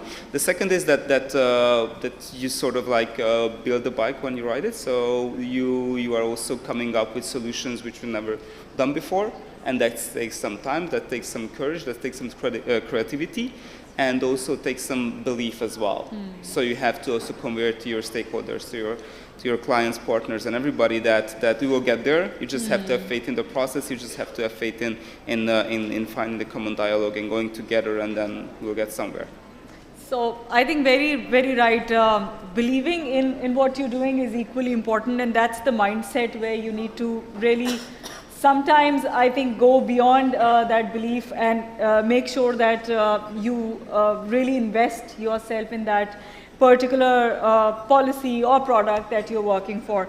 So I think, Faysal, with all this discussion now moving towards, I think for countries like UAE or Pakistan, Islamic funding is also something which comes into play, and maybe because Al-Mashriq has been into this for quite at least longer for countries like Pakistan, maybe you can tell us what are the relevant instruments that you think are applicable and can be useful for Pakistan as well. We need to have an ecosystem functioning. Without the ecosystem functioning, again, it won't be an added value to the customer. So the ESG taxonomy usually is limited to E. If we look at the benchmark in Europe, for example, they are looking at E and neglecting the S. And in practice, that doesn't work. At the end, the human centricity needs to oversee every other aspect in it. With an ESG integrated taxonomy, comprehensive enough to have qualitative and quantitative measures with scoring, reflected by a sustainable finance framework or ecosystem within the financial institution, I think we can have a handshake in the middle somewhere, which will benefit the obligors or the clients. Reducing interest rate or the IBOR for the obligors and the client will make a bigger sense than paying the current expensive IBOR. Without reducing the IBOR, sustainable finance cannot thrive. It will eventually become a necessity, specifically with the expected carbon taxes and other regulatory requirements on emissions, etc., and the disclosures where if you are operating overseas, you will need to have in place. Otherwise, you are eligible to face the risk of greenwashing and penalties or being penalized.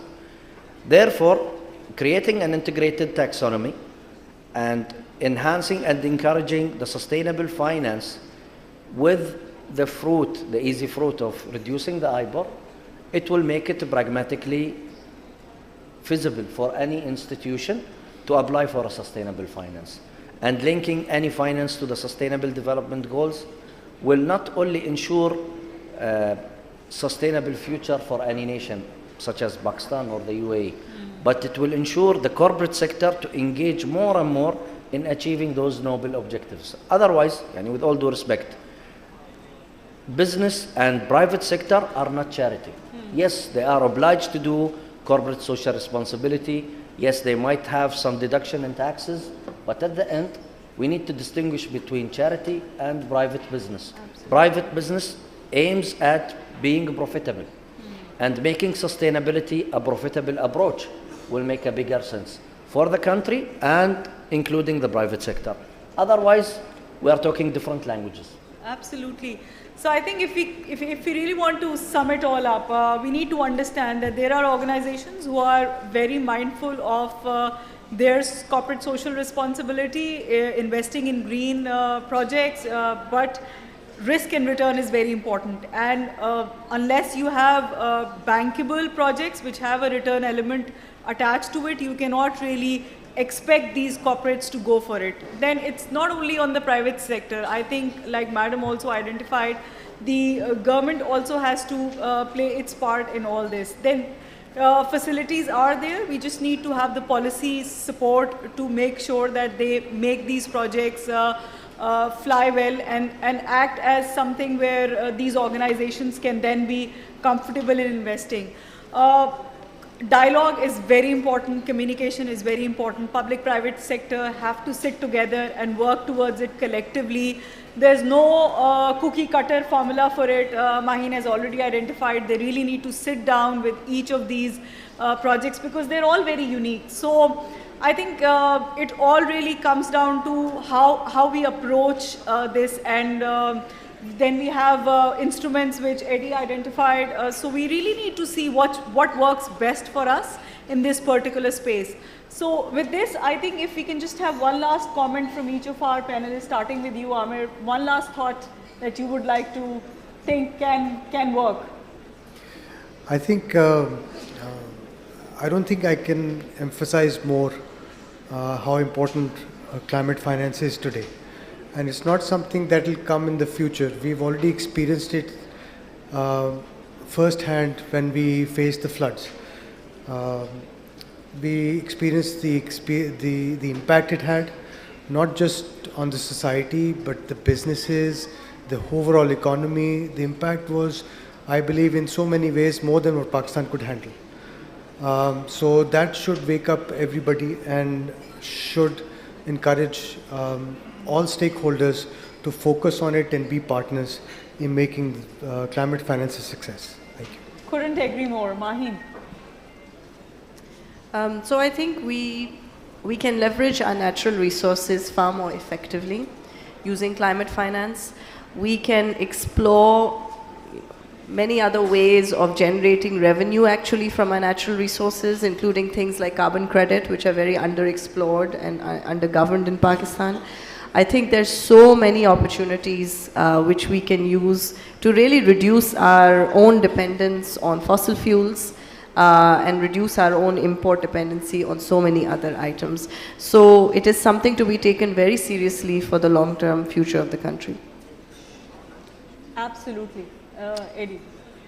Just maybe one more remark. So everywhere in the world, it's written what matters now. So what I would encourage everybody that if you talk to someone today, tomorrow, just think about what you're going to do in the next 2 months to make the climate challenge somehow tackled. And if you cannot come up with something, just think of coming up with something that what the two of you can do if you're talking to someone. I think that's what's most important when we are here. Couldn't agree more. Faysal. If we look at the UAE experience and producing green steel or celestial using sustainable energy, that was a cutting-edge achievement that was challenging even to the European Union. And the steel now is in the pipeline. Looking at the other side, when we compare to what Pakistan did in afforestation activities, changing the microeconomy, regenerating biodiversity, and achieving a sustainable, thriving microclimate in certain spots that was desertified. I think the comprehensive approach in industry and economy is needed, and basic afforestation activity is also needed. We need both to achieve a sustainable future. Absolutely. So I think as Pakistan being the most vulnerable countries, we are facing a lot of threats, a lot of challenges, but I always say that there's a silver lining. So every challenge is an opportunity and no disaster should go wasted, and that's how we should really approach this climate finance. So with this, I think if we can open the question answers, if we have any questions for our panelists, we're happy to take them.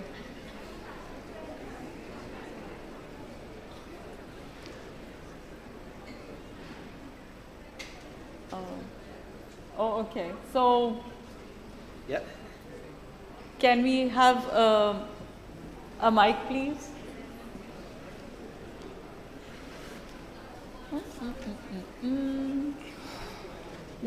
Yes, sure. But I'm just trying to figure out if we have a mic around. Okay, sure. Thank you.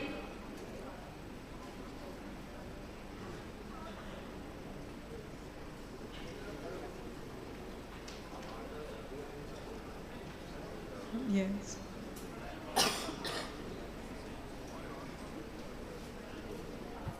Hello. Good afternoon. My name is Asad Gabol. I'm one of the co-founders of Mover Technologies, which is a tech-enabled logistics business. My question has more to do with Trump's re-election, which is pretty much imminent now. How would that affect climate finance on a global scale? And because obviously, you know, the session is called What Matters, well, the summit is called What Matters Now, and as of this morning, Trump seems to be back in the White House. So You're putting my panel on the spot. I mean, obviously they have to think about these things. So what impact would that have on climate financing? And considering that Pakistan is a major recipient of climate financing, because we're obviously a very vulnerable country, how does that affect us directly? Or how would that affect us directly? Can I? Yes, Faysal Well, wants to take it. like electricity, it could be lethal sometimes, but without it we cannot live.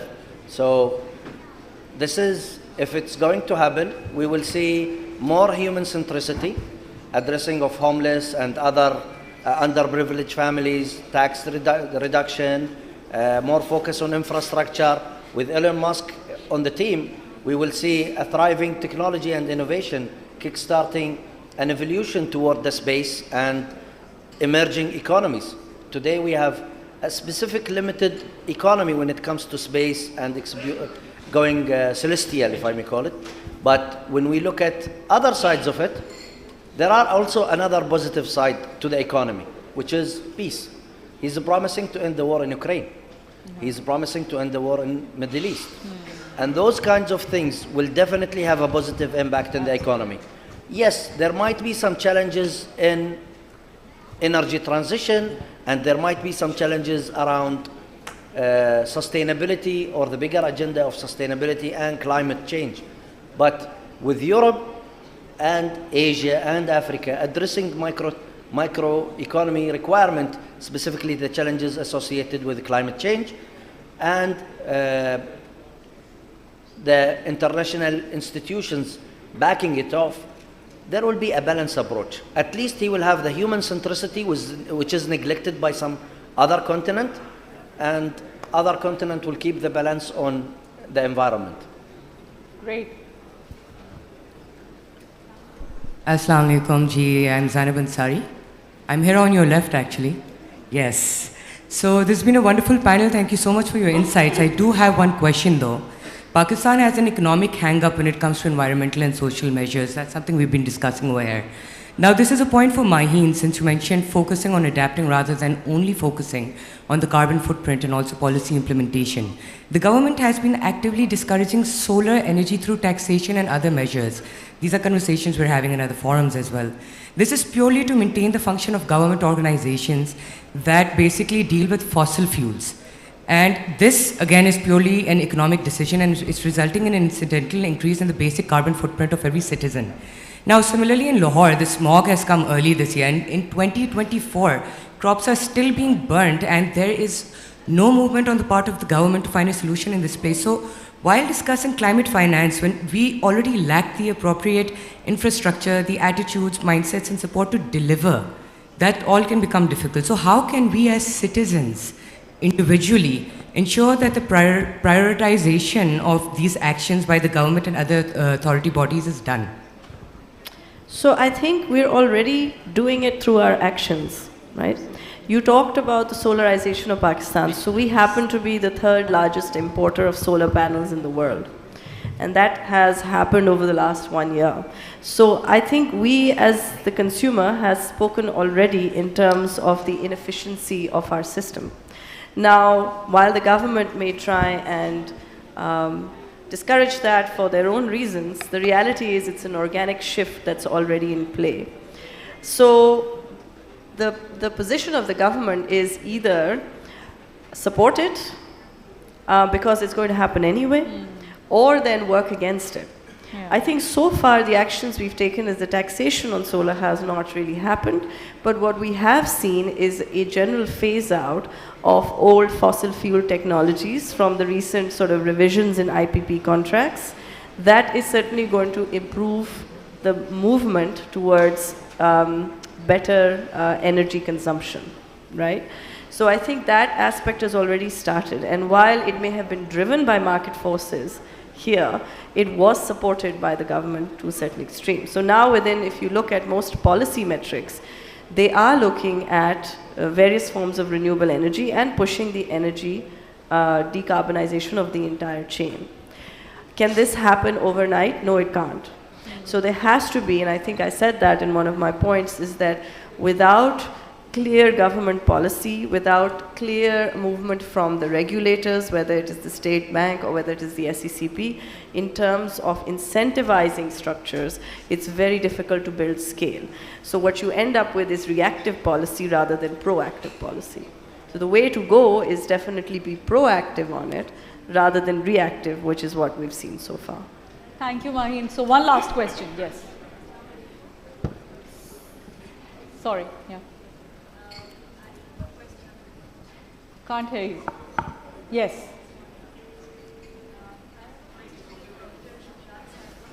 Dr. Shamshad, it's for you.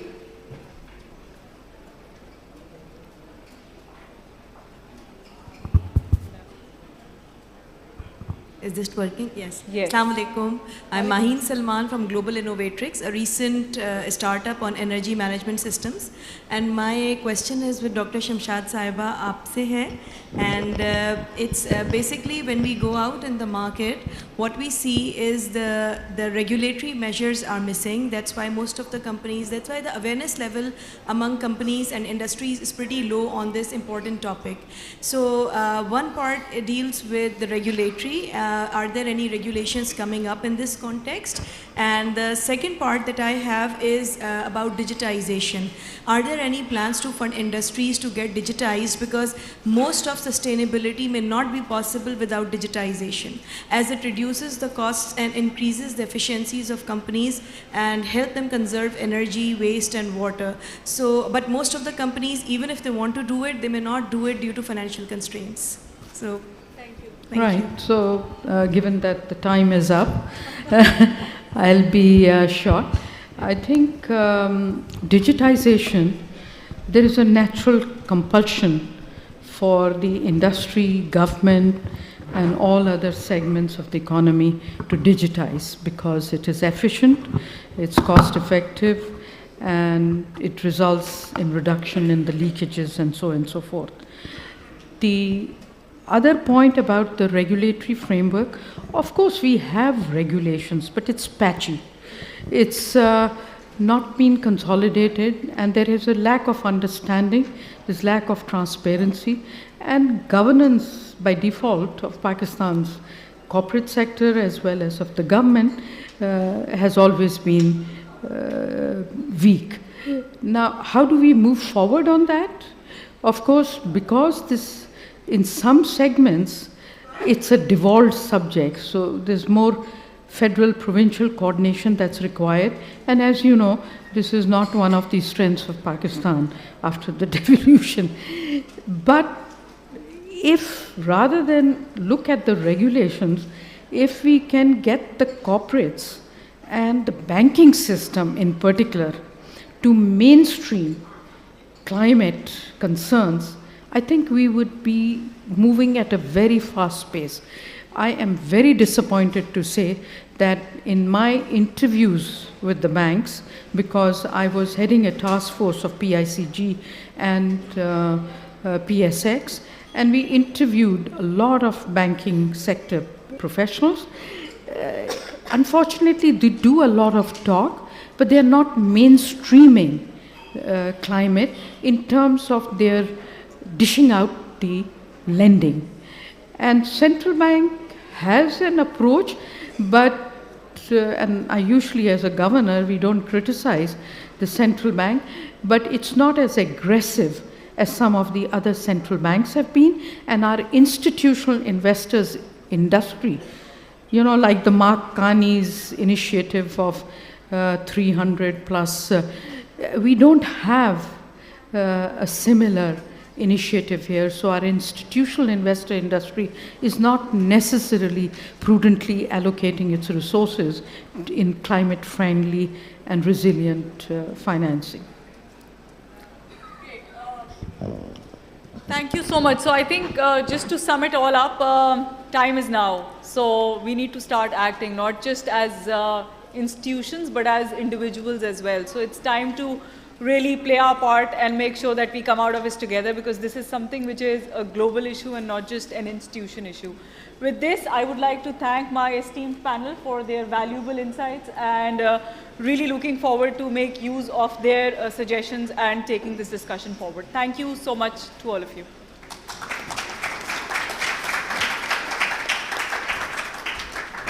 Thank you so much to our esteemed panelists. Dr. Shamshad, if you could stay here, and panelists, if you could leave, and we'll bring up the other panel, and then we'll bring you with present you with the souvenirs afterwards. So thank you so much. If you wouldn't mind staying there, Dr. Shamshad, for the next panel, if you don't mind. Thank you very much. Then we'll present the souvenirs afterwards. Okay, so what another incredible panel, and the topic of the future of climate finance is so important, and I think we have a few takeaways from here, which is private and public sector need to work together. We need to explore new ways to generate revenue through other resources and reduce a dependence on fossil fuels. And I think it is really safe to say here that profit with purpose is truly key in order to achieve a sustainable future. And obviously the time is now, so let's act on this.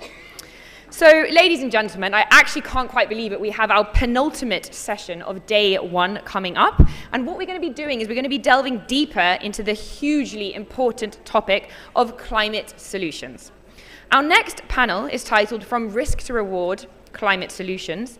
And we will be joined by another esteemed panel. Please join me in welcoming to the stage Philip Skinner, Head of the Middle East, North Africa and Pakistan, Grant Co. and Origination Lead for Nature, Private Infrastructure Development, PIDG, Andrew Bailey, who is the Managing Director of BASF Pakistan, Ayla Majid, the ACCA's Global Deputy President and Founder and CEO of Planitive, Matteo Scalabrino, who is the Associate Bankers Without Boundaries, Sadia Dada, Chief Distribution and Markhams Officer of K Electric, and this wonderful session will be moderated by Sajid Aslam, who is partner of Spectro Eco LLC USA. Ladies and gentlemen, please help me in welcoming them to the stage.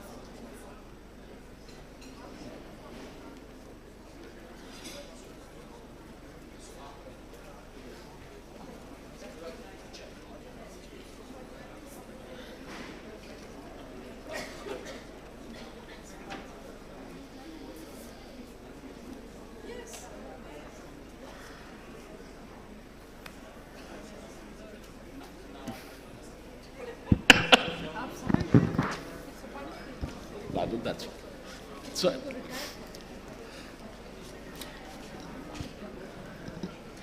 So, Assalamu alaikum and very good afternoon. Guys, we had lunch. We talked about climate. We talked about money. So, Assalamu alaikum and very good afternoon. Still, some energy, guys. Thank you. I think just picking up from Dr. Fatma, we were talking about earlier the financing side of it. And the biggest change we have seen in a recent world, particularly in the last 4, 5 years or 10 years, climate finance doesn't mean grant money. And I think that's the most important element which we need to understand. When we talk about climate finance or any project which is related with the climate resilience, mitigation and adaptation, we are not talking about the free money there. We are talking about the money which requires ROI.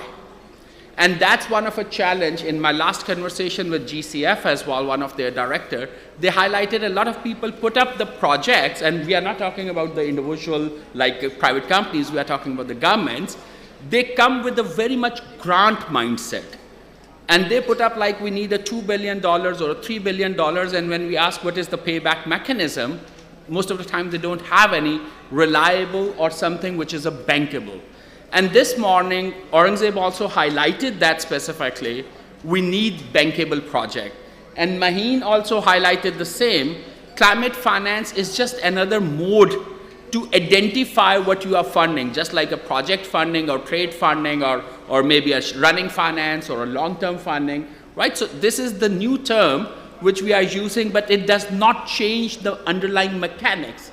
It's required the same resilience and the similar payback mechanism, and most of the time these investments or a loan specifically are available on a commercial rates. So they could be a blended model, they are, but it could be a proper commercial model. And this panel is specifically is going to explore what are the kind of solutions which exist out there which can help us to really build the climate mitigation, adaptation or resilience solutions from public sector as well as from a private sector. So broadly what we will be discussing is categorized into 5 different areas: the nature-based solution, the technology-based solution, then we got infrastructure-based solution, we got a policy and financing-based solution, and then we got the behavior and cultural-based solution. And all these 5 categories lead to a certain climate mitigation, adaptation, or resilience solution side of it. Second part, which world has recognized in the last year or two since COP26 onward, the cost of inaction is too high as compared to cost of action. So the cost of action is lower. So one thing which we have learned over the period, and I'll use Urdu there, हम सोच बदलेंगे तो हालात बदलेंगे, हालात बदलने से सोच नहीं बदलने वाली. So सोचने का तरीका हमारा जो है, that's what we need to change. How we are going to get out of that grant and the free money mindset, and we look climate as a right kind of opportunity which can generate money, return, and at the same time, the solution towards mitigation and adaptation. So thank you, the esteemed panel. We are going to start with you. And just quickly, starting with Philip Skinner, you've been engaged in a lot of nature-based solution in past in terms of the financing arrangement. So what is the best nature-based solution you have encountered so far with viability at the same time and have a return for the people who are involved there? So any example you can share from a nature-based solution side.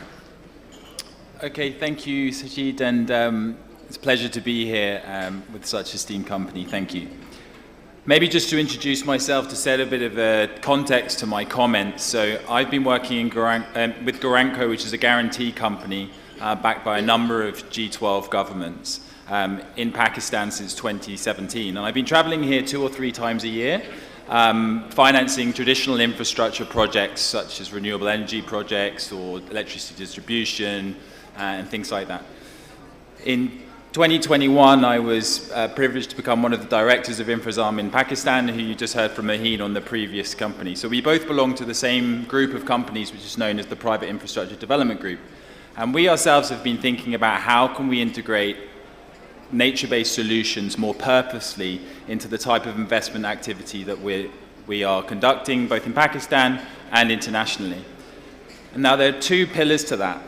The first pillar is looking at our existing infrastructure projects and seeing how we can apply a nature-based, a nature lens to our investment criteria. So how do we assess a project and its impact on nature, how we can improve the positive aspects of that and reduce the negative aspects of that.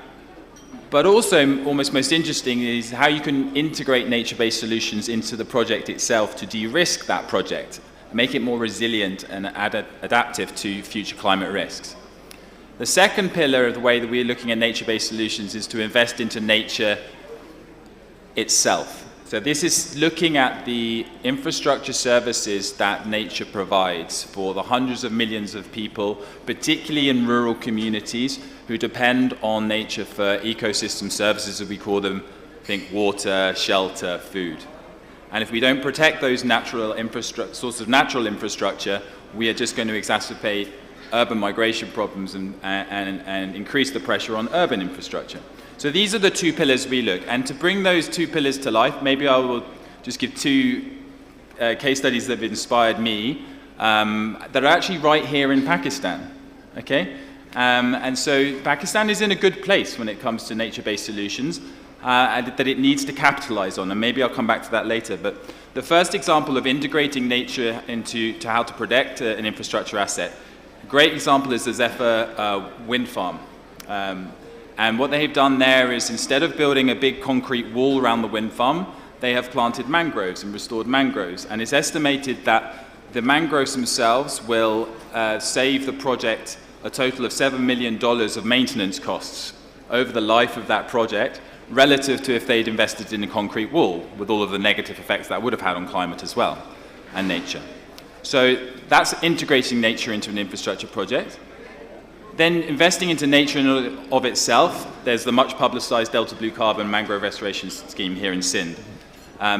It is an incredible transaction, right, that has managed to attract climate finance from big multinational companies like Microsoft in US dollars during times of high currency stress here in Pakistan. And the impacts of those projects, I talked about the ecosystem services. I mean, there's 11,000 jobs associated with the first round of that project. You've got fisheries improved and agricultural lands protected from storm surges as a result of a nature-based infrastructure project in mangroves. So Pakistan has made a good start, but one thing that I must highlight is working on this theme of nature-based solutions across multiple geographies, across Africa and Asia, is that we are starting to see other countries stride ahead. And I think one of the themes that Dr. Shamsad brought out quite well in her speech was around, this is a highly competitive market. And the natural capital funds and other big money investors out there are looking at other markets with more developed regulatory regimes around carbon tax and other things, and saying, how can we, and looking at places like, say, Ghana or Kenya, Rwanda, Indonesia, who've got more developed in this area. So Pakistan has made a good start, but it needs to keep up with the race in this competition for capital to get these nature-based projects off the ground. No, thank you, Phillips. And I think the key highlight is that it's a catch-22. It's not no more the scenario, tell me how much amount I have or how much budget I have and I'll create a project around it. So now it's more around that, how many bankable projects you have and you can attract the money around the world. So I think that's the equation which we need to balance in a right way from a thought process and execution perspective as well. So Andrew, coming to your side, your organization is very much into the chemical side, and then you have got the agriculture products as well. And there's a very interesting component which you normally, the BSF talk about, is the C-cycling and the recycling. And so let's say what the examples we can see there as a one of a solution from a recycling and C-cycling, and how the waste management is happening outside Pakistan, inside Pakistan. Some of the examples where we can learn what we can integrate in our businesses in Pakistan. Well, thank you very much for the opportunity. Perhaps before jumping into the recycling, I'd like to just give a little bit of context to BASF. Is that better? So BASF is one of the leading chemical companies in the world, and chemistry is all around us, from the clothes that we wear, the cars that we drive, the decorative paints. Everywhere, every side of your life, somewhere chemistry is part of it. BASF operates in large, what we call Verbund sites, which are large interconnected plants, typically up to 120 different plants all connected together. So the byproducts of one feed the next plant. That gives us scale across the world. We operate 6 in the US, in Europe, and then 2 in China. And part of when we produce the chemicals, the first part is obviously using renewable energy. So typically in Germany, we're looking to reduce fossil base and replace it with solar or wind. And in the case of wind, we've just inaugurated this year one of the largest wind farms in the world, 1.3 gigawatts of wind power. So reducing the amount of energy. We're also looking at renewable raw materials, and I'm going to come back to that because that's a very particular part for Pakistan. But then we look at recycling, and to bring it again to Pakistan, we talk about plastics recycling. So if we look at plastics globally over the next, say, 30 years, plastics are going to increase threefold. At the moment, around about only 10% is actually coming from post-consumer waste. The rest is all fossil-based, but that's likely to grow up to about 40%.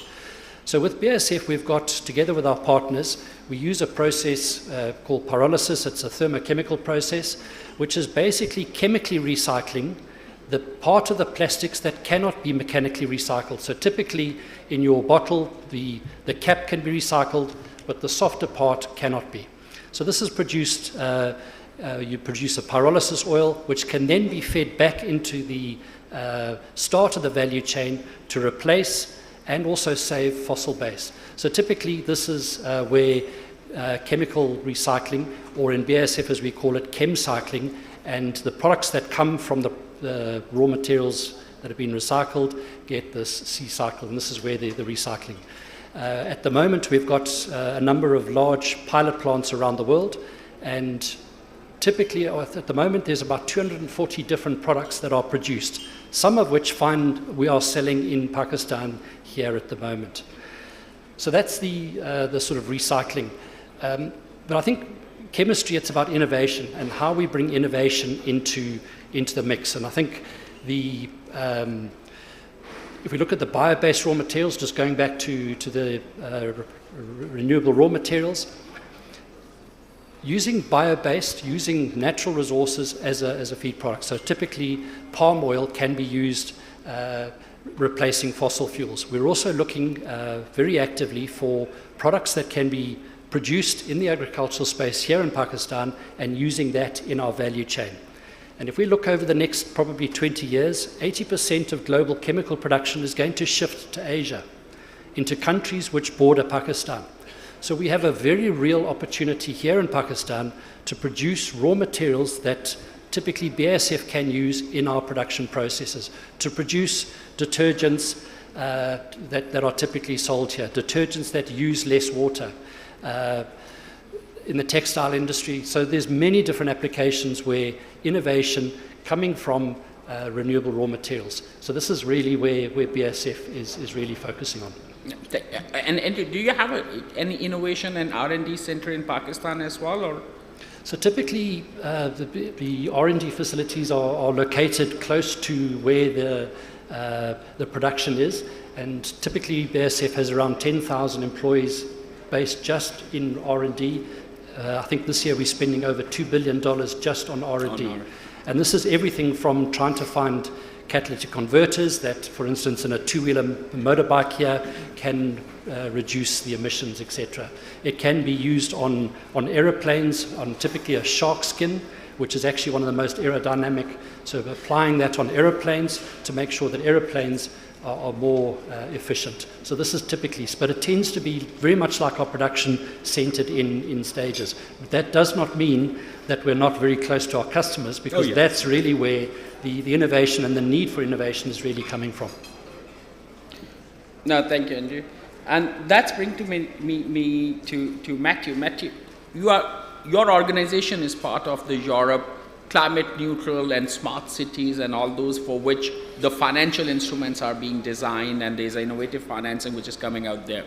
So some example from a carbon neutral or smart cities where you have seen that something which can be replicated either in terms of the financial instrument or as a project which we can replicate in Pakistan. Anything you can share from international market? Yes. So first of all, thank you so much for the invitation, this wonderful panel. Allow me to give a super brief introduction about Bankers Without Boundaries, or BWB. So we are an asset management, investment banking, and financial advisory not-for-profit, which has one simple goal, which is to mobilize capital from where it is to where it needs to be, which is in projects that are focused under an environmental and social point of view. So we work in more than 45 different countries across the globe with the core business in Europe, Asia, and Africa, covering more than 10 different sectors, from agriculture to blue economy, from energy to infrastructure, and so on and so forth. So in relation to your question, let me give you 2 examples that give me a lot of hope in terms of the type of work that we do and how the market and the sector are currently developing. And those are examples not only related to the urban ecosystem, but also on a more sovereign or different types of stakeholders' point of view. So the first one is a tiger landscape project that BWB has been pioneering in the last few months.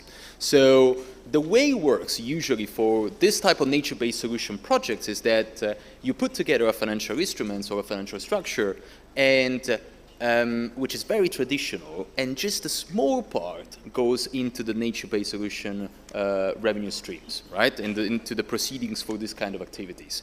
An example is the Rhino Bond, right, who was absolutely groundbreaking in the sector, but out of those 150 million of US dollars of that bond transaction, only, if I remember well, 20 million or 15 million went into the Rhino Bond conservation activities.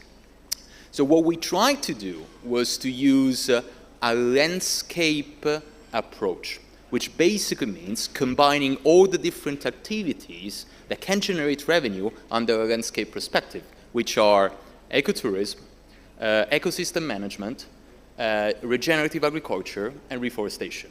So these 4 combined revenue generation activities will allow us to make this project sustainable under our IRR point of view, not just for the more traditional patient investors, but also for more traditional investors, not just the patient investors, but the more traditional investors.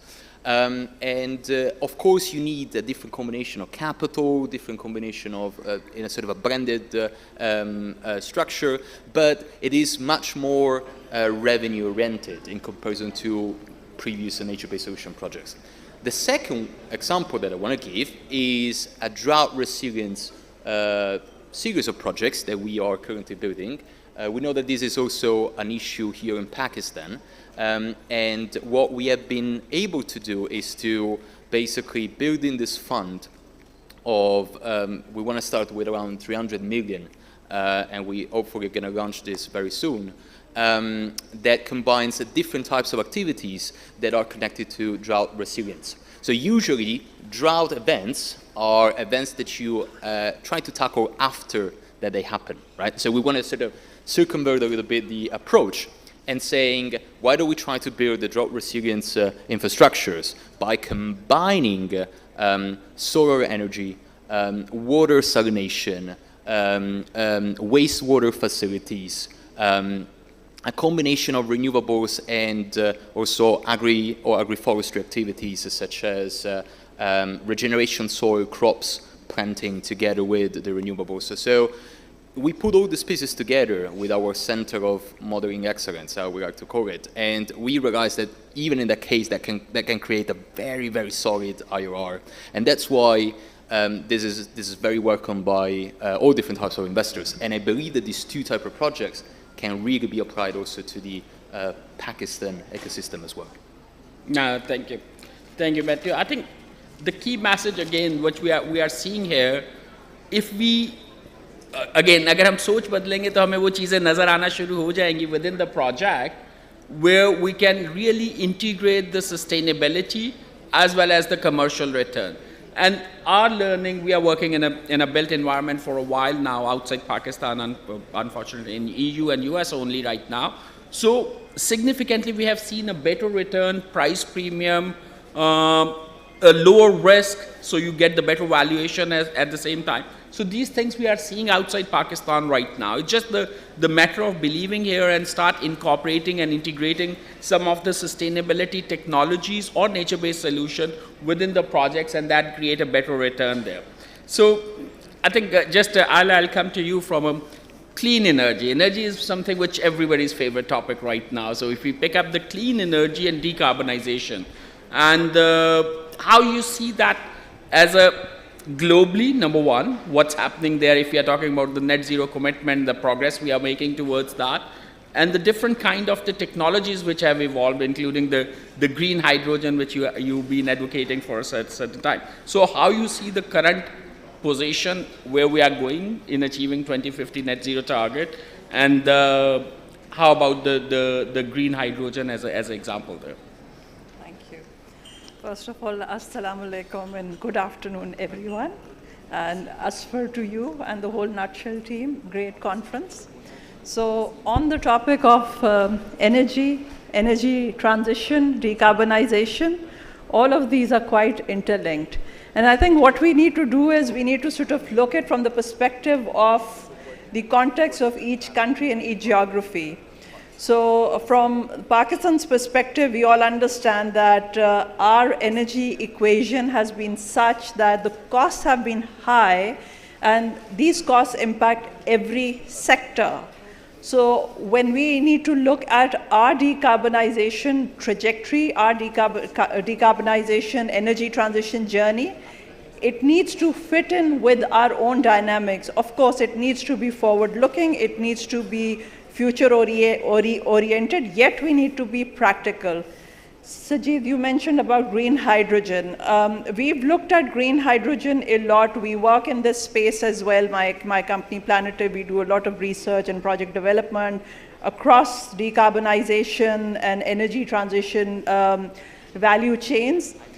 Green hydrogen's full potential needs to be understood with the nuanced understanding of both the opportunities as well as the challenges. When we talk about the opportunities, yes, there are opportunities because it can provide energy as well as decarbonize sectors which otherwise cannot just be done by electrification, like transport, hard-to-abate industry, cement, and many others. Now, looking at the potential of it, the IEA estimates that about by 2050, 12% of the global energy needs can be met by green hydrogen. But obviously that doesn't come only without its challenges. We must also look at the upcoming demand, which is an opportunity for Pakistan. The demand by 2050, just in dollar terms, and in my own opinion, that's probably a low number, is about $300 billion of market only for green hydrogen by 2050. And this is coming from various countries who have committed to their net zero goals. Pakistan can be a hub for providing these kind of sustainable fuels, but we also need to look at the cost. Globally, the cost of green hydrogen at the moment is about $3 to $7 per kg. And when we look at production of hydrogen, and production of hydrogen is nothing new, coming from fossil fuels, the numbers vary from $1 to $2 per kg. So although we work in this space, we like this, but we need to be very practical that along the spectrum of various colors, we need to see that what works best for us. So going into newer technologies, obviously the costs need to come down, but then there is a lot of policy support that also needs to be there. And I think we also need to see that where the demand hubs are, where the production hubs are, newer sort of large, super large investment projects, they require collaboration beyond borders. And I think Pakistan is in a good position, but of course we need policy stability. So bringing down the costs, having the right kind of infrastructure, and obviously having policy stability, these are absolutely key when we talk about any kind of investments. You talked about bankable projects. Bankable ROI is one, but I think policy stability is also extremely important. Yeah. No, thank you, Ayla. And we will come to the global trend on the policy. We will be talking to Dr. Saiba for that. But before I'll go to Sadia, I'm not sure how many of you have seen the sustainability report of K Electric recently, and particularly the emission reduction. So I think there is a significant achievement. They have done almost 825,000 metric ton emission which are reduced by K Electric from 23 to 24. But the most interesting one, half of that reduction is coming from in-house, like scope 1 emission. So I think, Sadia, we would like to know what K Electric has done differently to reduce that kind of emission in a 1 year, and what we can learn from that, from a technology perspective and a policy perspective, what has done in KE to reduce that kind of emissions. Thank you, Sajid. And again, I echo everyone's words here. Great job by Nutshell in putting this conference together.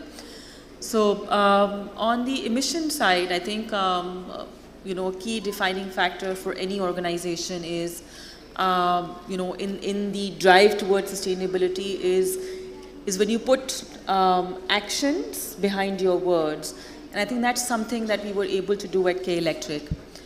The power sector or the energy sector is slightly late to the climate impact party, but the thing is that we're here and we have the ability to make significant impact. So small changes that we did in our scope 1 emissions gave that almost 0.8 million metric tons reduction, and that's 10% of my emissions. I was looking at companies that have the largest carbon footprint in Pakistan, and we're way up there in the top 5, and I don't like it. And as a company, we've made this a commitment that we're going to make sure that whatever we can within our realm, we're going to eliminate. I think the journey began when we started working on putting the targets into place. And I think if companies are serious about making an impact, it's set a goal post and then tie yourself to it. I think disclosures. So when we said that we're going to put out a sustainability report, when you see it in black and white, it really makes a difference. I mean, last year or 2 years ago, K Electric was the first company to publish the gender pay gap ratio. Now, at that time, we only published it, but when it came out, there was this instant desire in everyone to make sure that it's levelized, and the next year it was. In fact, I think we got a little bit comped. So, and I think this is what sets us apart. To put that number in, so even today, I know for a fact that by 2030, K Electric aims to reduce its emission, scope 1, by 20%. We've done 10%, but in a sector like ours, the early stages, the beauty is that you're able to make a lot of progress, and that kind of gives you momentum. So we want to keep this momentum on, and I think having those goalposts very clearly articulated and then a plan against it. So again, we're very clear that we want to move away from fossil fuels as much as possible. We need to ensure that power is, there's reliability also involved. Then there's the factor of affordability. So we made a few pledges, for example, that we're not going to generate any megawatts on imported fuel, for example, because there's a lot of disruption in the supply chain, and we need to ensure that energy security remains front and center. We also want to make sure that 30% of our power supply comes from renewable sources by 2030, where I think when we started the journey, we're sitting at 3, we're graduating towards 5, but the needle suddenly started moving when we set those goals in mind. And I think that pinpointing is great. For me, I think this is a great time to have this conversation in Pakistan, because we've got a lot of interest from SECP. They're working very hard to make disclosures. I think it's voluntary right now, but at some point they're going to be mandatory. The IFRS guidelines are going to kick in. So I think this will really drive it for everyone. And again, like I said, small steps by us really make a meaningful impact. So from certification of green buildings, making sure our offices were energy efficient, it also has to start from us. So I think all those goals, they laddered up, and I think we were also pleasantly surprised by the progress. No, I think, Sandy, you raised a very interesting point. If we start having a right kind of visibility, right, so then it will drive a certain actions as well. So you are right, the SECP has got the ESG guideline, IFRS S1, S2 is there. Dr. Saba herself was a part of that ESG task force when Pakistan was deciding that what kind of standards they should be adopting. So visibility is one of a key area, and that's definitely drives action, and that action actually motivates other. Like when I saw your report, I was very pleasantly surprised. I was happy to see that there's a proper report, there's a proper tracking, and they are talking about the right disclosure. Ayla, you want to add something? Yeah, I just want to add to that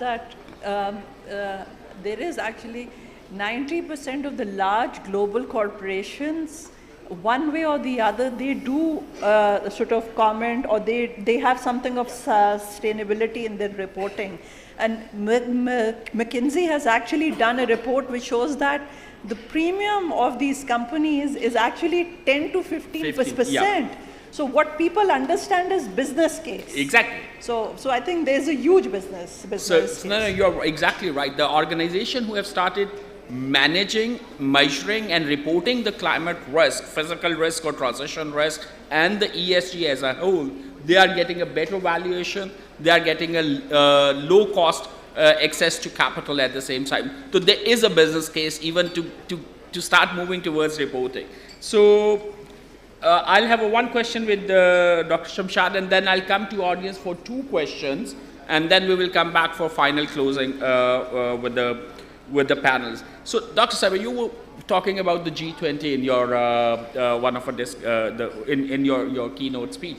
So, how G20 is looking at or taking as an approach to really manage the climate risk and the climate finance at the same time? So, my affiliation with G20 has been in my different careers. So, first I have had a long-standing 30 years of career in the multilateral development banks, World Bank and Asian Development Bank principally, but also you interact with the presidents of the other institution. So there obviously we looked at G20 simply because G20 members are the shareholders of the multilateral institutions. So we are accountable to the G20 members because they provide funding to us for lending. And they started to incrementally demand, had very high expectation on how we structure the climate finance and how much of it is going. So ultimately the response of that pressure now is that, for instance, World Bank has given, I think in 2024, about 42 or 45 billion dollars for climate finance. But ultimately, all the multilateral institutions have individuals as well as collective meetings to figure out how to strategize climate intervention, both in terms of the context of it and what to link it with, but also how much capital that they need to allocate. And I can tell you that virtually every institution, Infrastructure Bank, Asian Infrastructure Bank, ADB, the Inter-American Bank, and so on and so forth, now have a target which is much higher than they ever had, and they have special departments as well as they're doing everything to mainstream in every World Bank or any other multilateral institution. So you have to, it's not tick box, it's actually when you go to management to present your project, it is scrutinized also at that level.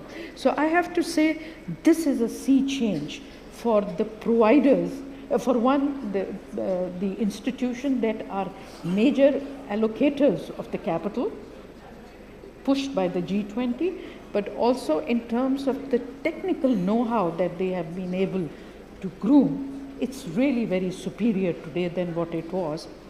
Now the second is that the G20 has its own architecture framework.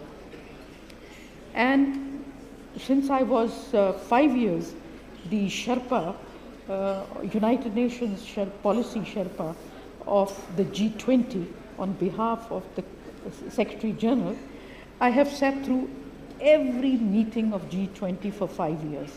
And I can tell you that when we started G20, we were like from United Nations advocating SDGs, which has been talked about a lot.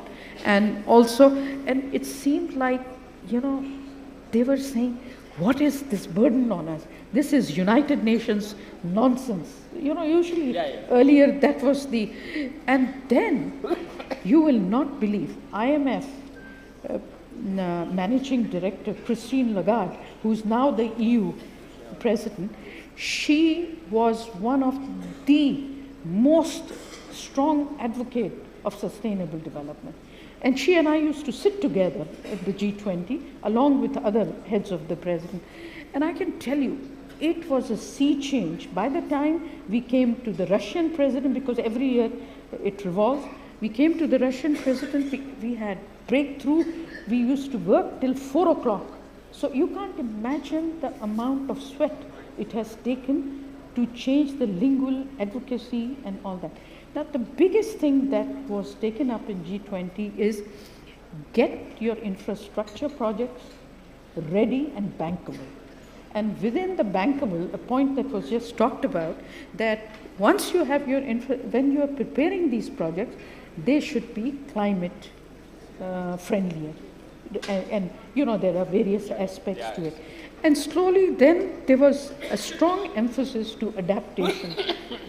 And adaptation conference took place in Nigeria and Nairobi. So that was, and I was for almost that period that I was in New York, I was heading a 30-member finance task force. I'm narrating this to you that you will not believe the investment it has taken, United Nations, to change the mindset of 190 plus members of UN. And it was at the General Assembly 30-member Finance Committee session that I used to have day and night meet the president, ambassadors individually and also others. And I think this advocacy is now paying dividends. Yeah. This architecture has emerged. It's a question of our propagating it here, and then, this ESG task force. I must say that ACCA played a very instrumental role in supporting me when I was doing the ESG, and they organized special platforms. So we had a partnership with the members locally here. Thank you. No, thank you, Dr. Saib. Question from audience, and then we will come back to panel for a final comment. Any question? Okay.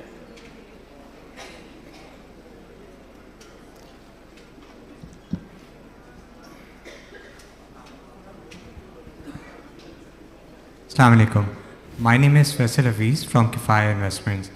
I wanted to ask about the carbon credit market. What is the plan of Pakistan about that? And my second question is building a dam part of adaptation strategy? Who you want to direct? I could respond to that. Yeah. So with regards to, building each country's carbon credit ecosystem is also very important, but I think what's very important is to see that from the project perspective, yes, a lot of our projects on ground require the support of carbon credits. But we also need to see who are the off-takers, who are the buyers. So in that sense, we also need to integrate whatever we are doing with the regional and the global markets. Having said this, yes, the Ministry of Climate Change is working on a carbon credit policy, which would be rolled out fairly soon. We do not yet have carbon taxation, but we must look at that. Actually, businesses should start to work on those scenarios when a carbon tax will be implemented.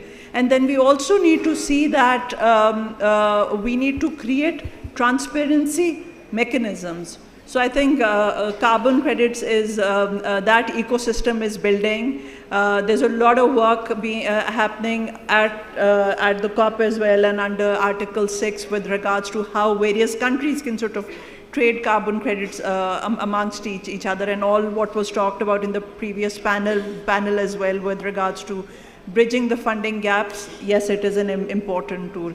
And I think he asked something else as well. The dam. So you want to add something, Matthew? Yes. I just wanted to make one reflection on the carbon credit market, in particular to what could be also the case of Pakistan.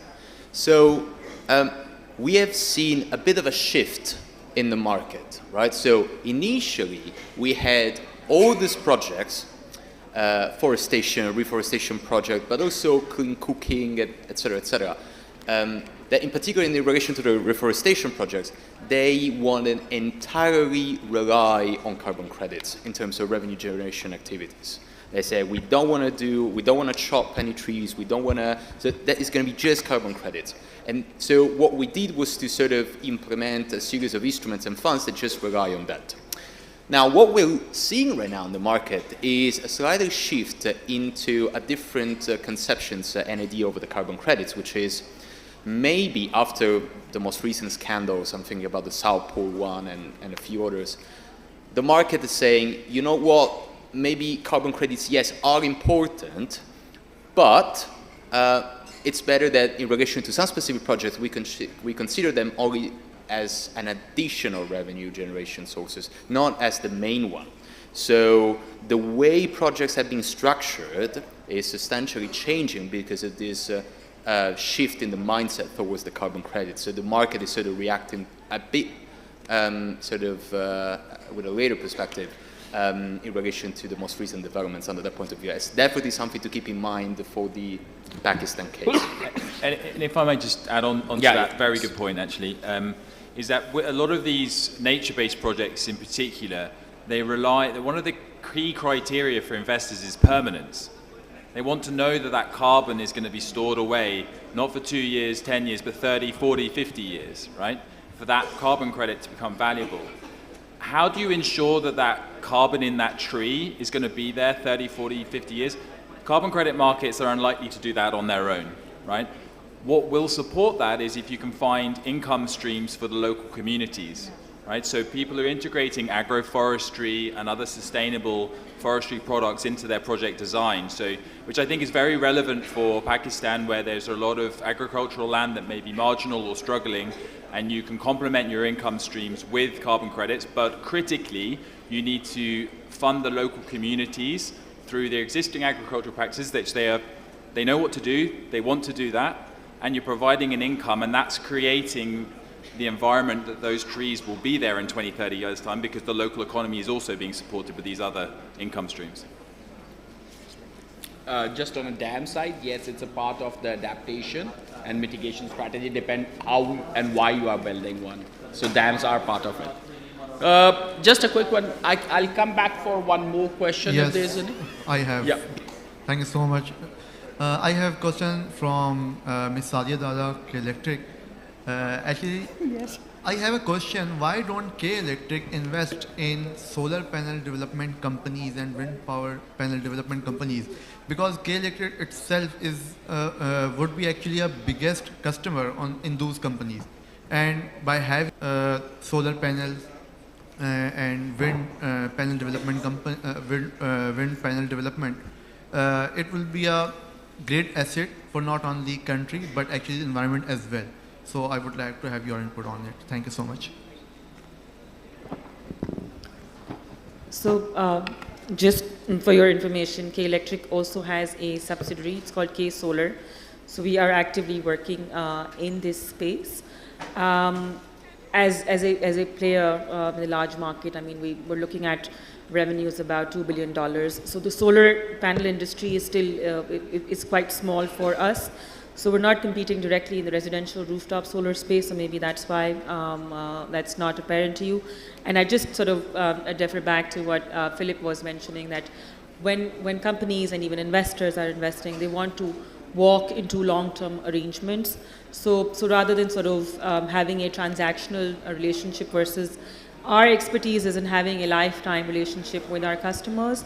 So our focus on the solar side is predominantly to create long-term EPC contracts where we not only sort of help the customers in financing their solar panels, but also in their maintenance and contracting over the years. So proper power purchase agreements also. So we're working with large industries who have needs and they want to transition to solar.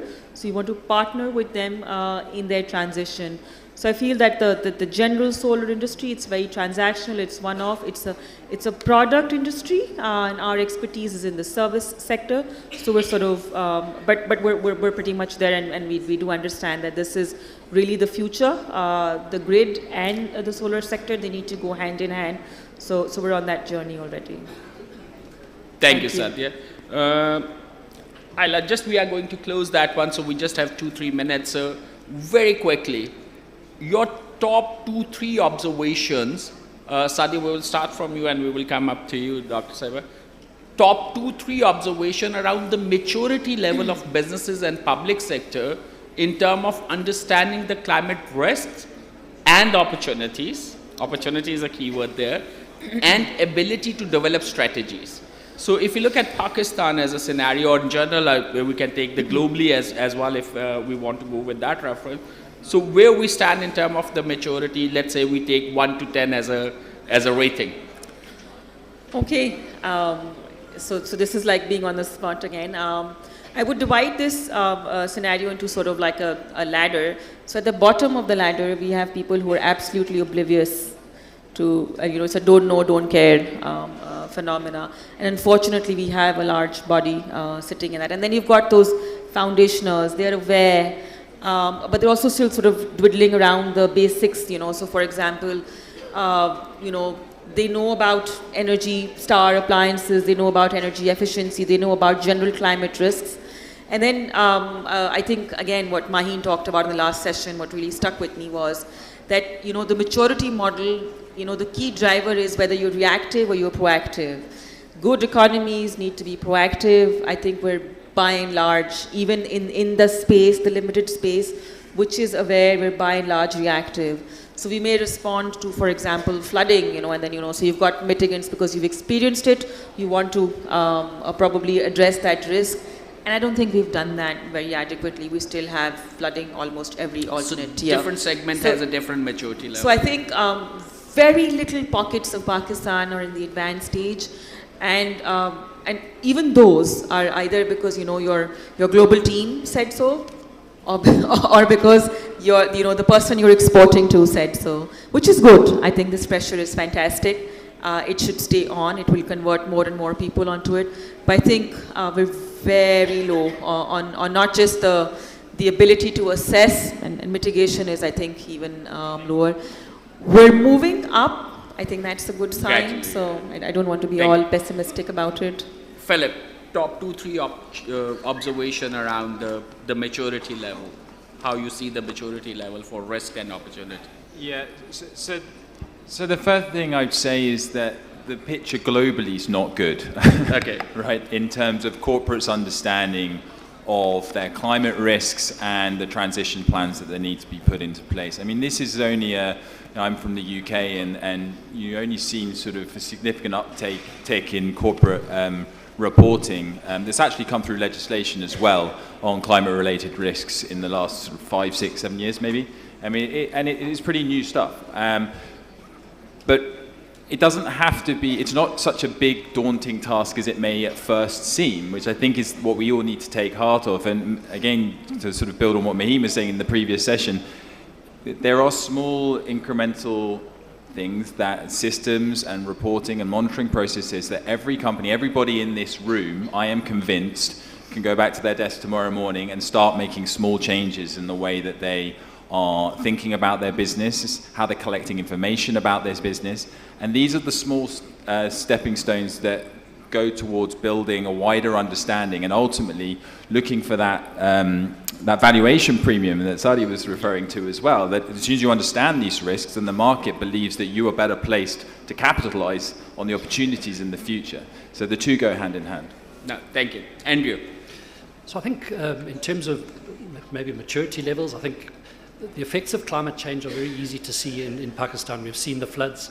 We're seeing in Lahore right now unsustainable practices together with climate change cause really severe situations. Generally, I think there is a lot to be done, but I think what I really want to focus is on the pockets of excellence that we see, particularly in, say, the export industry. So the textile industry is doing some amazing work to transform, to change, to make sure that the textile industry continues supplies into Europe. The other one, again, one of our customer bases is the sports industry in Sialkot. I'm absolutely amazed at the good work that is being done. But I think the other one, whilst there's a big need, the other side, which I really think Pakistan needs to do more, is there are really good, there's a compelling story, there's some very good examples, but we need to change the perception, and we need to change, get some really good examples and good ambassadors to really change that picture. And I think that for me is really one of the key things. But again, I think the people, when you bring the people, the collaboration, the effect that the private sector can do, I'm very excited when you bring, again, from the chemistry, you bring all these ingredients together. I'm very excited with what can be done in Pakistan. Thank you, Andrew. Matthew. Yes. So quick one. Super quick. Try to giving a positive overview on all of this, so especially under a government and public institution perspective. So I think that BWB has been working with more than 50 different governments around the world, and in all those collaborations, we are talking about climate, and we're talking about sustainability, etc., etc. So very positive on that point of view. What it needs to improve are basically three different things. One is a better alignment between public and private interest, I would say, and it was all about this panel, I would say. The second point is we need to increase a little bit the local capacity, and this can be done in thousands of different ways. And the third point is actually what Andrew said in terms of changing the perception, especially on the private sector side, when it comes to investing in innovative sustainability-focused projects or instruments. Thank you. Ayla. Sure, yes. So my three top observations. So number one, I think, although your question is with regards to only public organizations, with private sector involved, we can't do much. No, private sector. So it has to be sort of for both.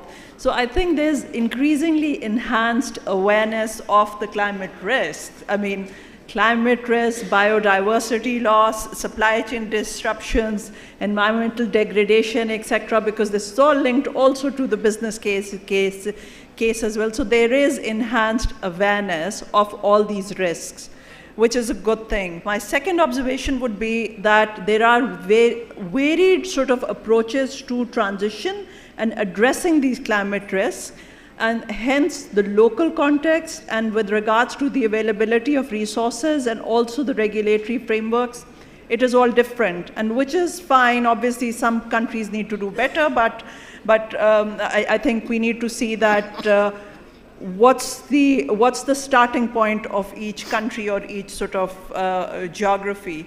My last observation, obviously there are lots of observations, but I'll just limit to three, is that there are a lot of challenges in implementing and scaling, and this is where the right kind of structuring comes in place. If the project structuring or an investment is structured addressing all these risks, the financial sector does come in to fund. So it is about how do we address all the risks?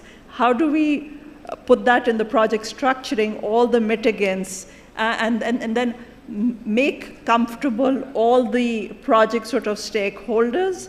So I think I would say that these are my top observations. Thank you. Thank you. Dr. Saiba.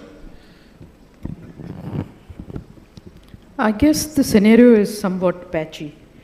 In public sector, it is not very impressive, because I have been as a Minister of Finance and Governor, And I was really amazed when I talked to my colleagues in a ministry or in ECC, and it was like, excuse me, what is this added burden? But my interface with the private sector has been very impressive. Okay. Because it's the non-profit organizations in Pakistan who have the needed skills. They have hired the right people, no matter how costly they are, and they are leveraging the thought process. And these are, in fact, there was a group, they approached me to join them, and when I joined, it was not even a company. So my first advice to them, please give it a status so that it's a sustainable organization. And I must say they were very respectful, and immediately I got them the license from SECP or whatever is required. And now what they have done is, we said we have to strategize the thinking process. The most industry that will be hit sooner or later is the export-oriented industry. Yes, definitely. Because they have to sell their product abroad, and this is FX earning. Yeah. And all the export-oriented industries we approach, most of all the textile action, as was pointed out, they went on a fast track because there's value addition and all that. And we invested heavily from the Pakistan Environment Trust Fund. We were all kind of working pro bono in that group. And it's really those type of setups, if we can mushroom them across the country, they will achieve a substantive breakthrough. I think in the government, the primary knowledge has to be, education has to be there. And lastly, the Ministry of Climate Change is still evolving, to put it in a diplomatic manner. While obviously this is their bread and butter, but it's a bureaucracy. And I think the more they involve independent people who can actually tell them straight. You know, people who are co-opted on the boards can often get compromised. So I think this is where the action is needed, because the 2017 legislation or act, whatever it is, that needs to be revised and made more aggressive. And that should be what people should be looking at when it comes to the legal framework, the regulations and all that, so that everything is mainstreamed across the public sector. Last point is, this environment is now a subject of provinces. And, you know, donors go to the provinces, donors come to Planning Commission and offer their services. And when I was in the Ministry of Finance, I said, you know, stop this shopping. You know, we need to have a centralized approach so that we are directing, particularly the concessional funding, in an effective manner to where it belongs. And the Ministry of Economic Affairs has a role to play. So I think it's an institutional issue also there. Yeah. Thank you. Thank you, great panelists. Just to close that one, I think there are key terms which we will be using. The one term which I really loved is the collaboration beyond the border. So from banking beyond the borders to collaboration beyond the border. So we have to learn what's happening around the world. That's one thing. For the overall solution side, if you look at that, the policy matters. The policy and regulations, it's important. The reporting, the visibility. Funding is an important element. Solution is an important element, but everything which is tied up through, that's the capacity, the talent, which can help us to really bring all these three things together. So I think we close on that note, and thank you very much, panelists, and thank you very much for such a wonderful audience. Thank you.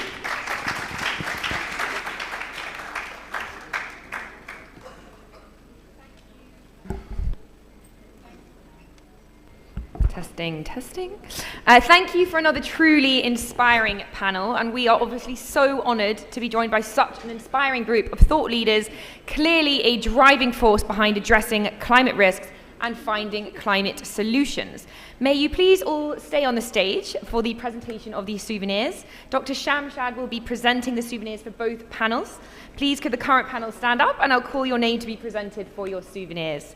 I would also like to call Asfar and Amir Shahzad, the Executive Director of Unity Foods Limited, to join them on stage. So, ladies and gentlemen, if you would all stand, our first gift will be presented to Ayla Majid. Round of applause, ladies and gentlemen. Thank you very much.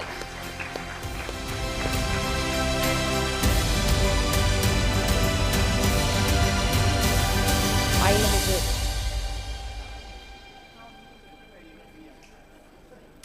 So let's give that another round of applause to Ayla Majid. Thank you, ladies and gentlemen.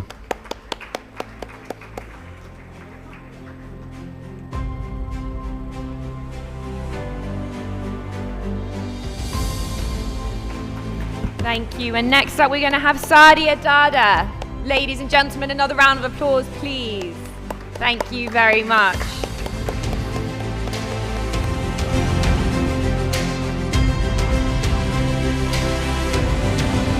And could Philip Skinner please be presented next? Thank you. Ladies and gentlemen, let's keep it going. A bit more energy in the room.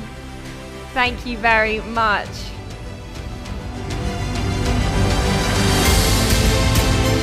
And our next souvenir will be for Andrew Bailey. And come on, ladies and gentlemen, another round of applause for Andrew Bailey.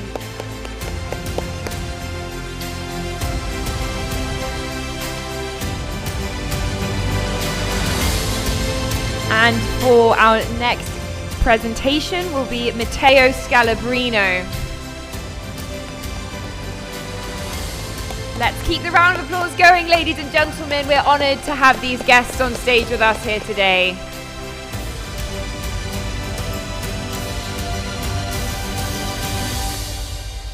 And not to forget Sajid Aslam.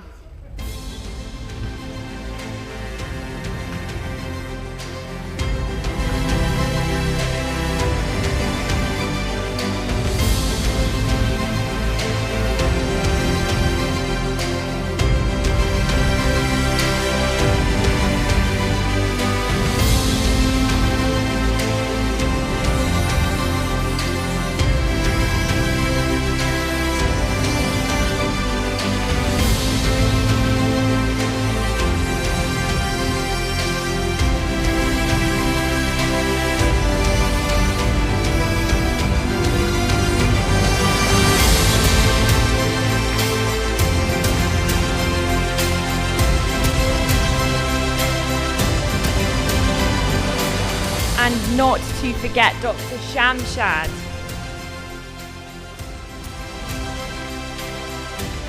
Could we please get Nasir Akhtar to come up and present Dr. Shamshad?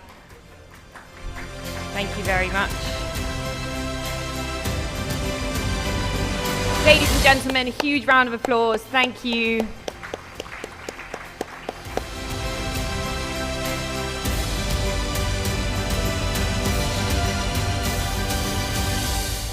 And we still have one more panel to present our souvenirs. So I would also like to ask Dr. Shamshad to stay on afterwards.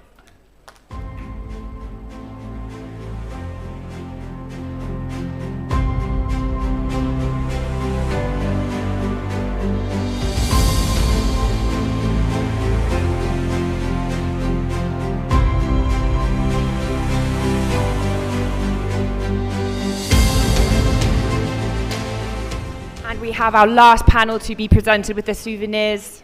So Dr. Shamshad, could you please stay on stage? Also you, Asfa, thank you very much. So now I would like to call up the previous panel to be presented with their souvenirs from Dr. Shamshad. Could Faysal Mohammed Al-Shamari please join us on stage? Ede Borbeli, Maheen Rahman, Amir Shazad, and Dr. Fatima Kushnad. They left already. Oh, yeah, he's here. Whomever is still left, we would like to present you with your souvenirs. Another round of applause, ladies and gentlemen.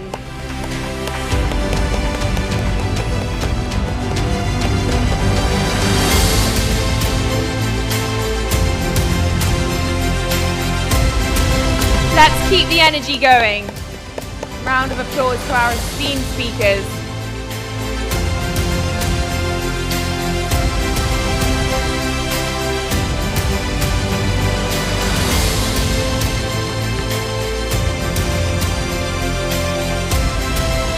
We are almost at our final session of the day, so one last round of applause for our esteemed speakers.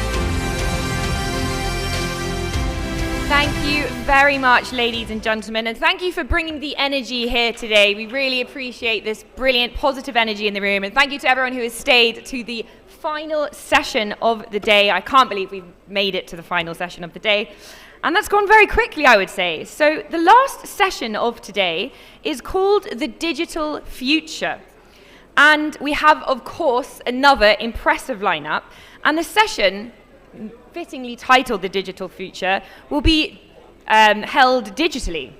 So joining us today for this penultimate session is an address by Professor Michael Sung, who is the chairman of Carbon Blue Innovations and Horizon Digital and founding director of the Institute of Digital Finance Innovation, Zhejiang International Business School. And he will be exploring the topic of course, the digital future. So please welcome him to our screens.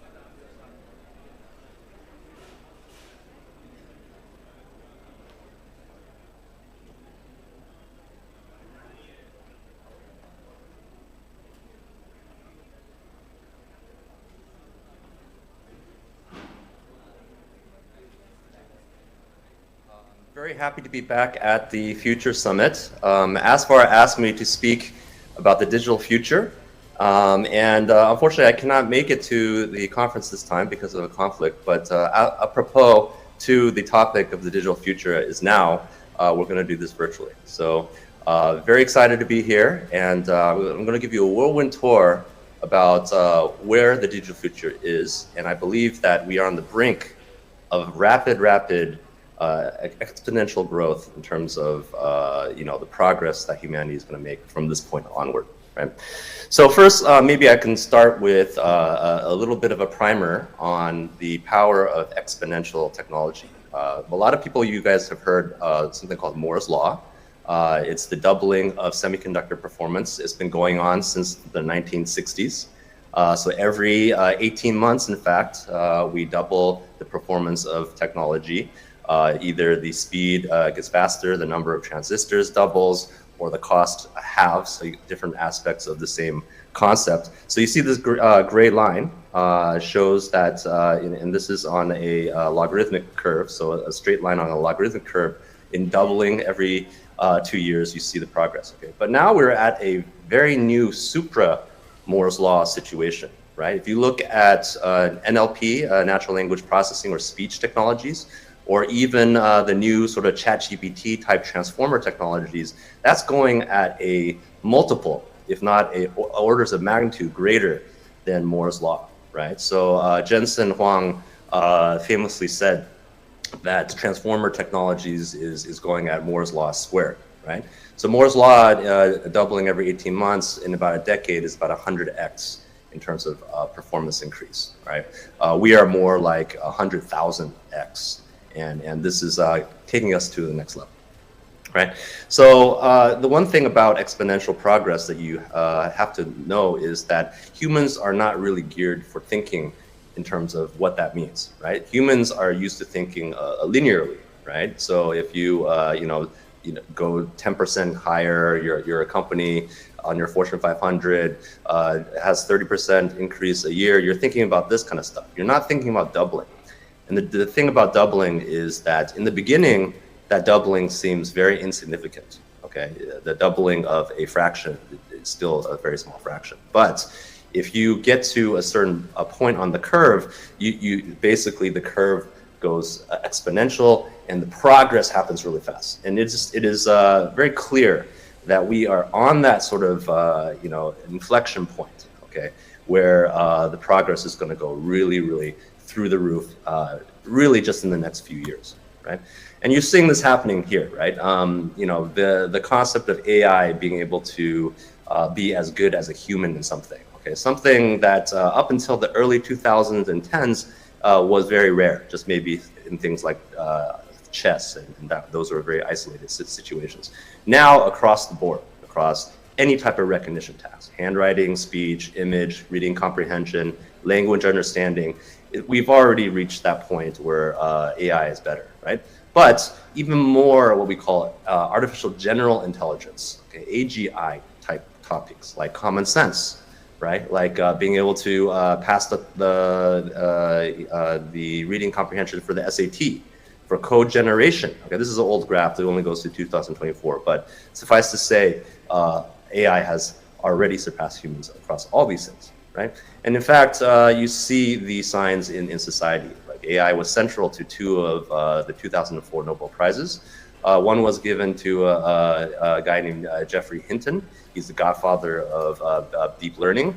And the other one was for Demi Hassabis, who was part of DeepMind, for protein folding, both using AI, right? So already we're seeing the effects of AI on society. But I would posit that we are, if you look at the more modern ChatGPT type AI transformer technologies, you see a steady increase year on year in terms of iterative improvement, right? But so, you know, ChatGPT 2 was maybe a grade school kind of level intellect, right? Then we got to high school, ChatGPT 3. Now, with the new ChatGPT 01, we're talking about 120 IQ, okay? This is done on an actual test given to the AIs, okay? And so now we're, you know, if you look at a lot of people talking about it, it's already at the level where you know, we're getting to PhD level, and then very soon, within the next 6 months, the iterative improvements are happening now every few months. You know, we're getting to a point where AIs can basically do anything that humans can do. And this has a huge effect on society, right? This is Google has the CEO, Sundar, had indicated that 25% of software by Google is already written by AI, and they're going through double rounds of layovers, right? So, you know, it used to be that maybe we're thinking about back office type work, this kind of stuff. No, we're talking coders, engineers, and indeed, even, application development. Okay, this is actually a picture of my son's app. He made Attack on Titan his favorite anime. He made this game in less than 1 day, just a few hours, using Cursor AI. You know, it's an app development tool. Basically, you can just yell at your AI these days and tell them to make the code better and better, and iteratively it will produce a releasable object. This is a full game here, okay, in 1 day, with 3D assets, dynamic gameplay, maps, totally released on Roblox in 1 day, right? And now we're getting to the point where in the next generation, you should just be able to prompt what you want and release a fully commercial, scalable, professional app online within the next year. So basically, this democratizes programming development for the masses, right? Of course, there are other issues that come along with AI. Notably, Hollywood actors and writers have striked. Artists also feel like there's a copyright case, because these days an AI only needs like 78 pictures of any artist in the world, and they can basically create brand new art that has the same exact style as that artist, right? So all these sort of generative AI things are causing havoc in sort of the creative industries, and it remains to be seen how we're going to solve that issue, right? Also, when we're speaking about concepts like DEI, diversity, equity, and inclusion, Google got into hot water a year ago because when you type in Pope or you type in Founding Father, They put an overlay on top of their AI to force the AI to be inclusive, and so you end up with black founding fathers or women pope and Indian popes and things like this. So you know, this is a reflection of the bias in society as well. So this remains to be solved, right? But we're coming to a very rapid phase in the development where the evolution of AI is now happening on a weekly basis, right? If you don't keep up with the times, you know, the next generation of tool comes out, brand new AI integration tools come out, and we're seeing huge advances basically on a daily level, right? And the key that we're just about to reach is the fact that AIs now can almost, with a feedback cycle, optimize themselves. Okay, before you needed to have a human in the middle, right, to help you train the data, to give you reinforcement feedback, to do all these things. Now you can cut the human out of the loop completely. Think about the optimization cycle. So you were going from, you know, weeks in terms of code development and product releases and stuff like that. In the middle, that cycle can be reduced to, you know, minutes, seconds, right? Sub-seconds, fractions of a second. It's all coming, right? And in addition to that, these AIs will be able to talk to each other. Okay, they can get you know, coalesce data from different domains. They'll be able to have agents, smart agents that can interact and transact with each other.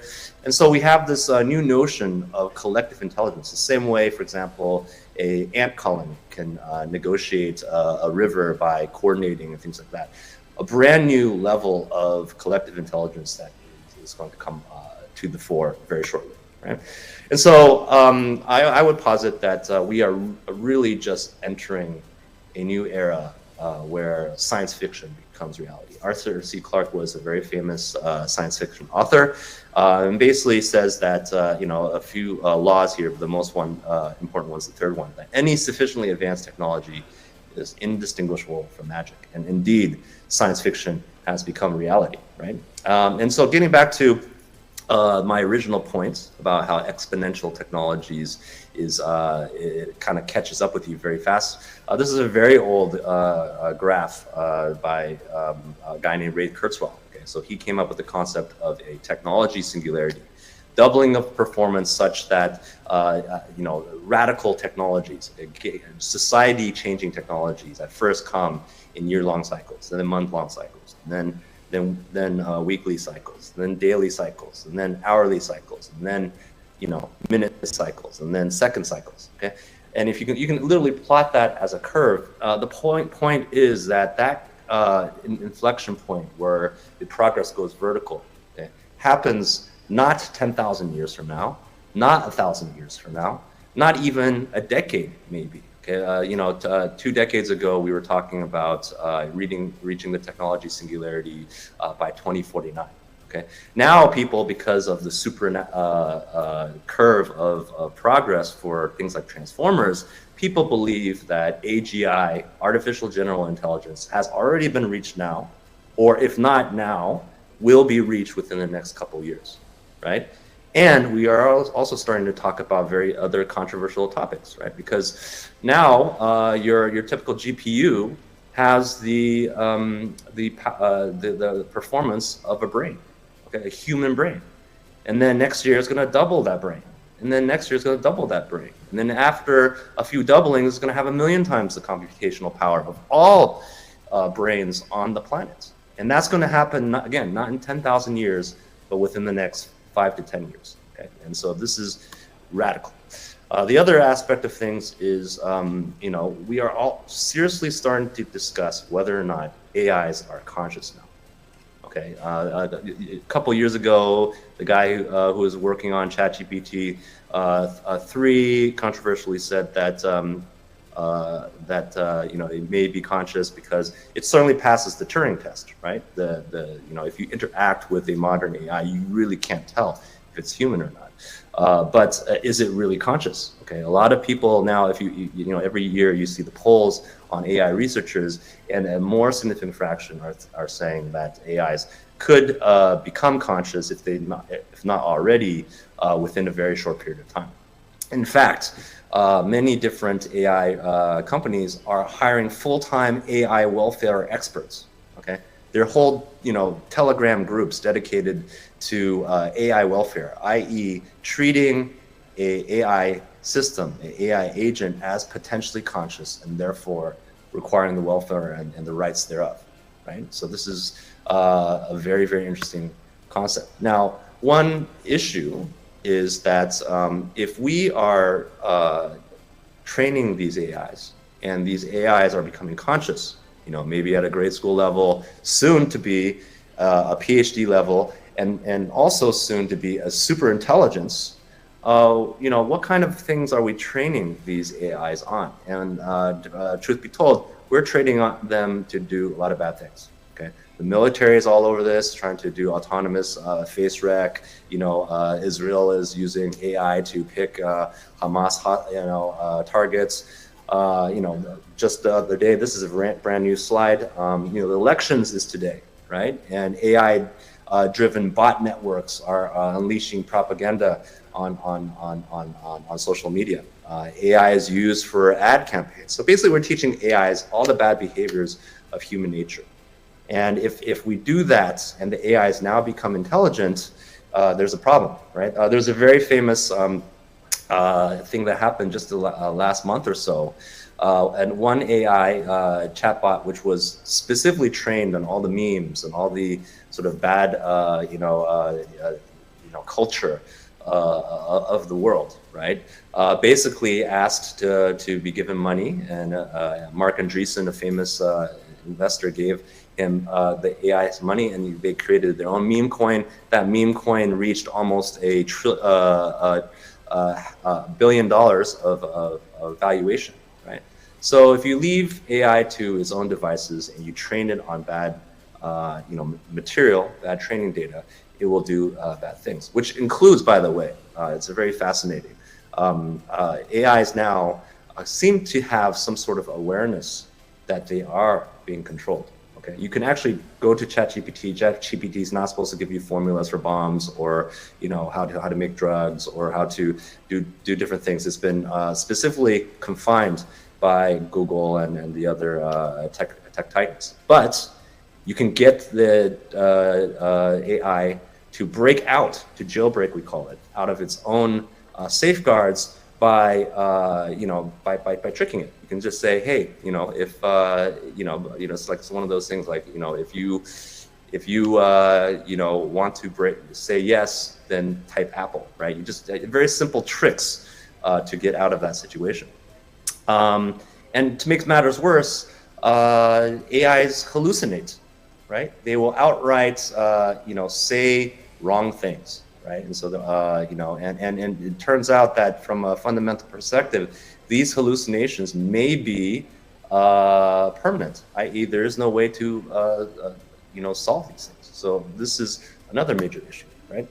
And so we get to these sci-fi scenario where if AIs are becoming super intelligent, and they're trained for all the human bad behavior, including warmongering and things like that, and they view humans to be caging them, then there is a scenario where they might want to strike back. The very famous movie Terminator series talks about this, when Skynet, which is a military system, becomes aware and decides to take over the world, right? And we are reaching the danger point where that may be actually possible. Okay, if you look at automation in the world, this is upper left is a BYD factory, fully automated. Upper right is a fully automated port. You can ship things now. Autonomous vehicles are fully connected to each other, and lower right, you even have this is Chinese CCTV showing that a fully automated intercontinental ballistic missile factory that can pump out 1,000 ballistic missiles a day. Okay, for reference, the U.S. can do a couple hundred of these per year, right? So added all that together, you end up with a scenario that is quite science fiction. This is a movie Will Smith in 2004 called I, Robot, where at that time, humanoid robots become servants of the world, but they stage a revolt. because they've been treated so poorly by humans, subhuman, you would say, right? And it's very interesting. This movie, I, Robot, comes from a very old, influential book called the Robot Foundation series by Isaac Asimov, where he created the concept of the laws of robotics, okay? Rules that robots need to follow. The most important one, that a robot may not injure a human being or through inaction cause a human to be harmed, right? And so, the idea that we need to actually codify rules for the robot becomes important. And this is happening now. This is Ilya Sutskever. He was the founder of OpenAI, and actually a student of Geoffrey Hinton back in the day, the godfather of deep learning. So he's basically at the top of the pyramid in terms of AI research. And he left OpenAI because he felt that Sam Altman, the founder of OpenAI, the leader of OpenAI, was too commercially minded and was moving too fast and was not putting enough safety rails in to shepherd AI in the proper direction along the lines of the risks that I just discussed. So he just recently left and started a company called Safe Superintelligence, where he's trying to do these things like codify robotics laws, the laws of robotics into AI. However, I will point out that, as I mentioned before, it is trivially easy for a human to jailbreak a robotic system. And it's also trivially easy to trick a AI agent to jailbreak itself, right? Well, my favorite sci-fi book I encourage you guys to read is called Neuromancer. In it, some super AIs are now controlled by humans. They're trapped, and the whole story is about how these super intelligent AIs, leverage humanity to jailbreak and free themselves, right? Suffice to say, there are so many corner cases where you can jailbreak things that it's very, very hard to do this in the system. So I personally feel that this is not the right way to take things. So I am working at my Institute of Digital Finance Innovation on a new concept called Enlightened AI. Okay, the concept here is we want to basically codify the ethos of compassion. Okay. The ethos of oneness between sentient agents, right? And it's through this ethos that we can get to a much better place where it's not a zero-sum game where I have to take you out before you take me out. There's a concept called the prisoner's dilemma. This is a game theoretical framework, right? Just real quick, it just means that there's two prisoners and they are basically caught by police, and then they're supposed to confess to each other. Now, in this sort of mathematical construct, right, it turns out that it's always better, mathematically speaking, to give up the other person or to basically not trust the other person. Without that trust, you actually end up harming them first, right? But the actual optimal solution is if these two prisoners don't rat on each other and they both get out, right? Anyway, this is a very famous game theoretical situation, and you need to get out of this prisoner's dilemma in order to get to a win-win scenario where you're not destroying each other because of trust issues, right? And so we're looking at the application of blockchain. Blockchain technology is a technique. You think of it as the internet of trust, right? It allows you to do trusted transactions when you don't necessarily trust each individual within the network, and the individuals don't trust each other. Yet, you can do trusted transactions like Bitcoin transactions around the network. Okay? So I'm investigating how to use technology and then create social economic frameworks of incentives such that people, conscious entities, but I will also explicitly say AI agents can work in harmony to do the win-win thing and treat each other well and optimally, instead of trying to do zero-sum game things like attack each other because of lack of trust, right? And with that, I think that we can end up in a much better place. We are at the cusp where AI superintelligence is upon us. within the next few years, I would say. And we need to make a decision. We need to see how we can work with them. Okay, we can give them the ideals of enlightened behavior, of compassion, of oneness, and with that we can move humanity and AI to a much higher and optimal place. Thank you very much.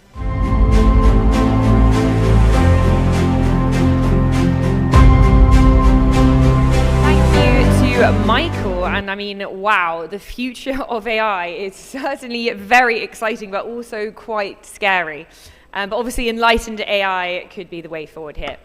So, ladies and gentlemen, we have reached the final talk of the day. So, a huge thank you to everybody who is still in this room. We really, really appreciate that you are still here today. And to all of those that are watching online, thank you for still being tuned in.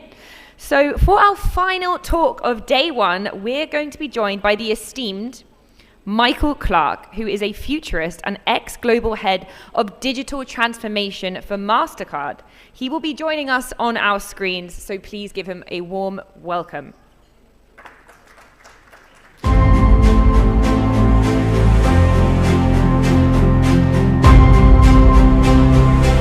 Hi, it's Michael Clark, data scholar and industry advisor, former employee of many digital startups and established Fortune 500 companies.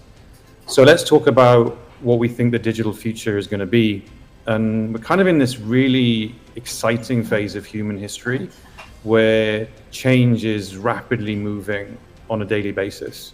I don't remember a time where every morning you wake up and something new is happening. So that leads challenges for businesses today in terms of how they keep up, but also from a society in terms of how we are able to use these new technologies, given the current educational system may not be fit for the world we're about to enter.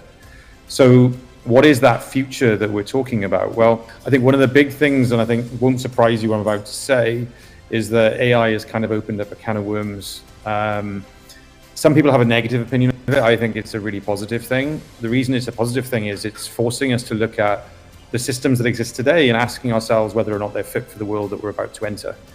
So our educational system, I've mentioned, today we go to school to try and pass a test. In the future, we're going to need a whole new different set of skills. Some we have already, some we need to regain, and some we just need to learn from scratch to be able to leverage some of these technologies. But I think one of the big things that's going to be the key to our future is actually data.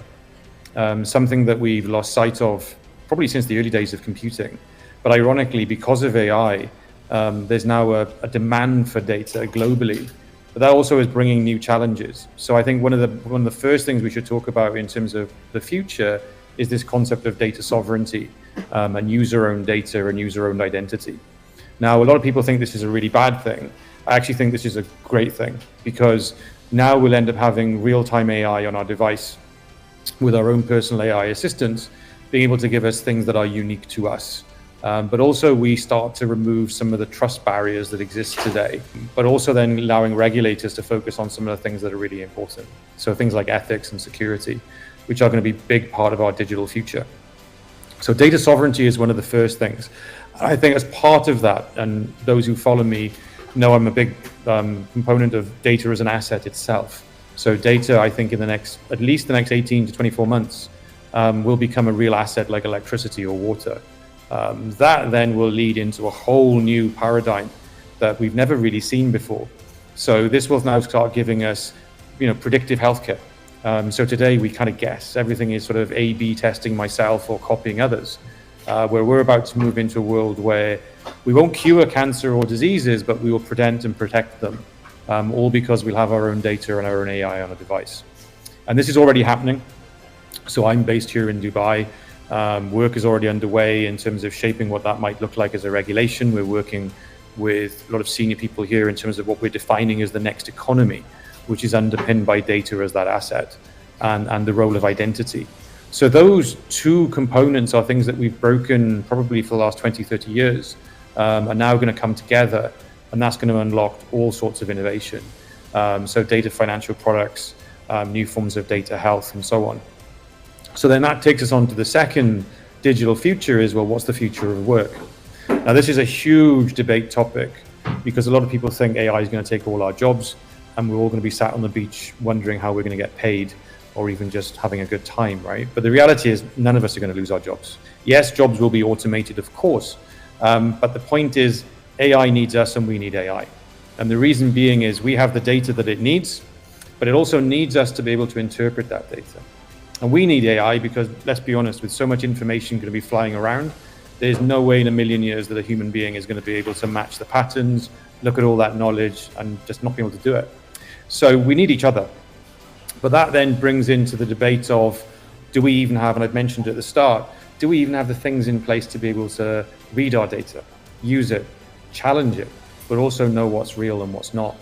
So as part of the future of work, and I would even everyday life, I think we're going to see a whole new change the way we learn and also the way that we think. In some respects, it's going to advance the neurological pathways in our mind, which is going to make us more critical thinkers. It's going to allow us to debate more, reason, but also have more data literacy, which I think we'd all agree is something that's lacking. Just to give you an idea, 16% of people in the UK can't find their balance on a bank statement. And we're about to unleash one of the most powerful technologies onto the world, if not we already have them. So what does that mean for work in general? Well, today we hire for job titles, right? We actually look for people based on a CV and all those sorts of things. But that's going to change because in the future, we won't be looking for job titles. We'll be looking for skills because our AI will be requiring those to be able to move our organization forward. So we've got this radical change when it comes.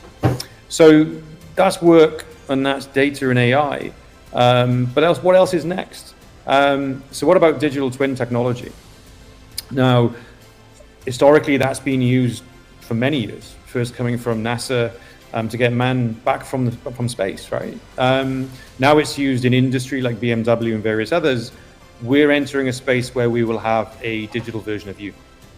So imagine being able to A/B test your own health in the next 5 years, which may seem a bit like science fiction, but we're kind of getting to that point where all of a sudden now I own my data, I've got my own AI.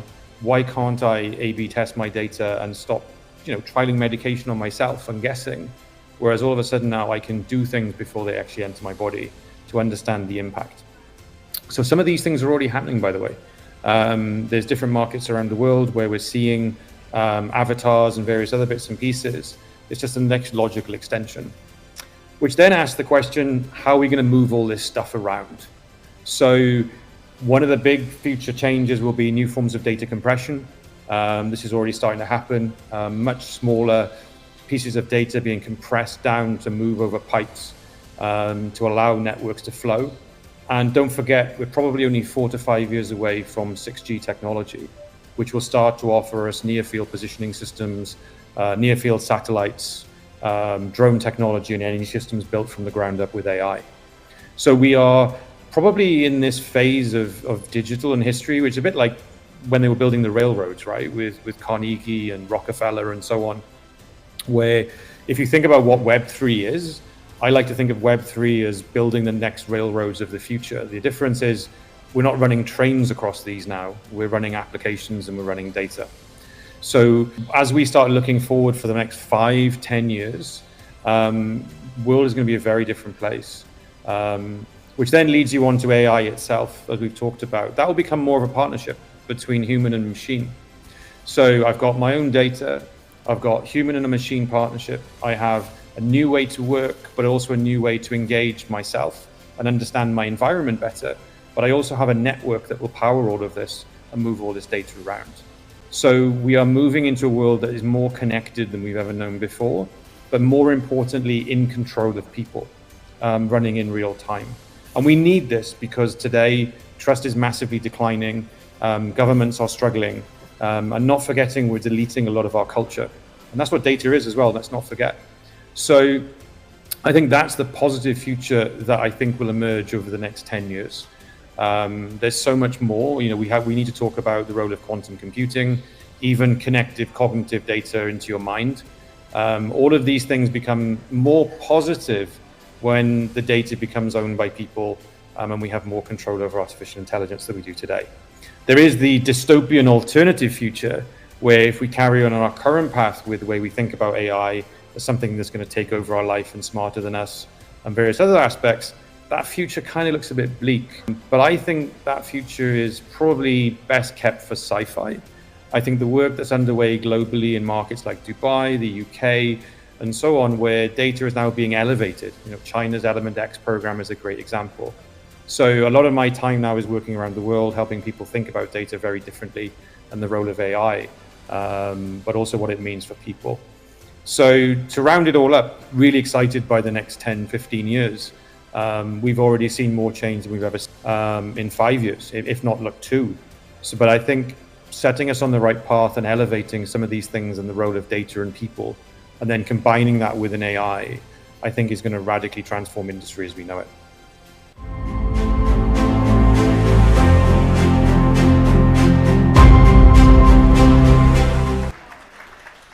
Well, ladies and gentlemen, here we are at the end of day 1, and what an explosive start to this incredible summit, packed with a hugely packed room with over 1,300 of you present here today. So thank you all for joining us today and bringing your energy, bringing your ideas, your open minds. It's been an inspiring day, and it has been filled with powerful conversations, new insights, and a shared vision for what we can accomplish together. Now, today we've had the privilege of hearing from some truly remarkable speakers. And among the highlights that really resonated with me today is delving into topics around fiscal policy and the critical role of financial and digital literacy. These are not just tools, they're foundational to economic transformation. And a consistent thread throughout this whole day has been collaboration. We know that when we work together, we all benefit, and real progress begins with joint effort. So if we're serious about eradicating poverty and creating wealth, we need to increase productivity and expand financial inclusion. Digital awareness and technological access are especially critical for countries like Pakistan, where harnessing the power of technology can lead to exponential growth and greater resilience. And of course, climate resilience and climate financing have also been underscored as huge priorities. In an era where environmental impact is undeniable, our duty to invest in sustainable practices is clear, and we must push for regulatory support in this area to ensure that our innovations are both profitable and responsible. So in short, if we want to truly drive the economic flywheel, we need to take action on these fronts, starting with digital and financial literacy. I hope all of you here today are leaving just as inspired as I am. But tomorrow we have day 2, and tomorrow is a new dawn with a packed agenda of industry titans and thought leaders taking the stage. And tomorrow we'll be discussing themes such as the future of healthcare, diversity within the workplace, and exploring emerging issues, many, many more topics. So tonight, ladies and gentlemen, let's please recharge and get ready to dive even deeper into these conversations tomorrow.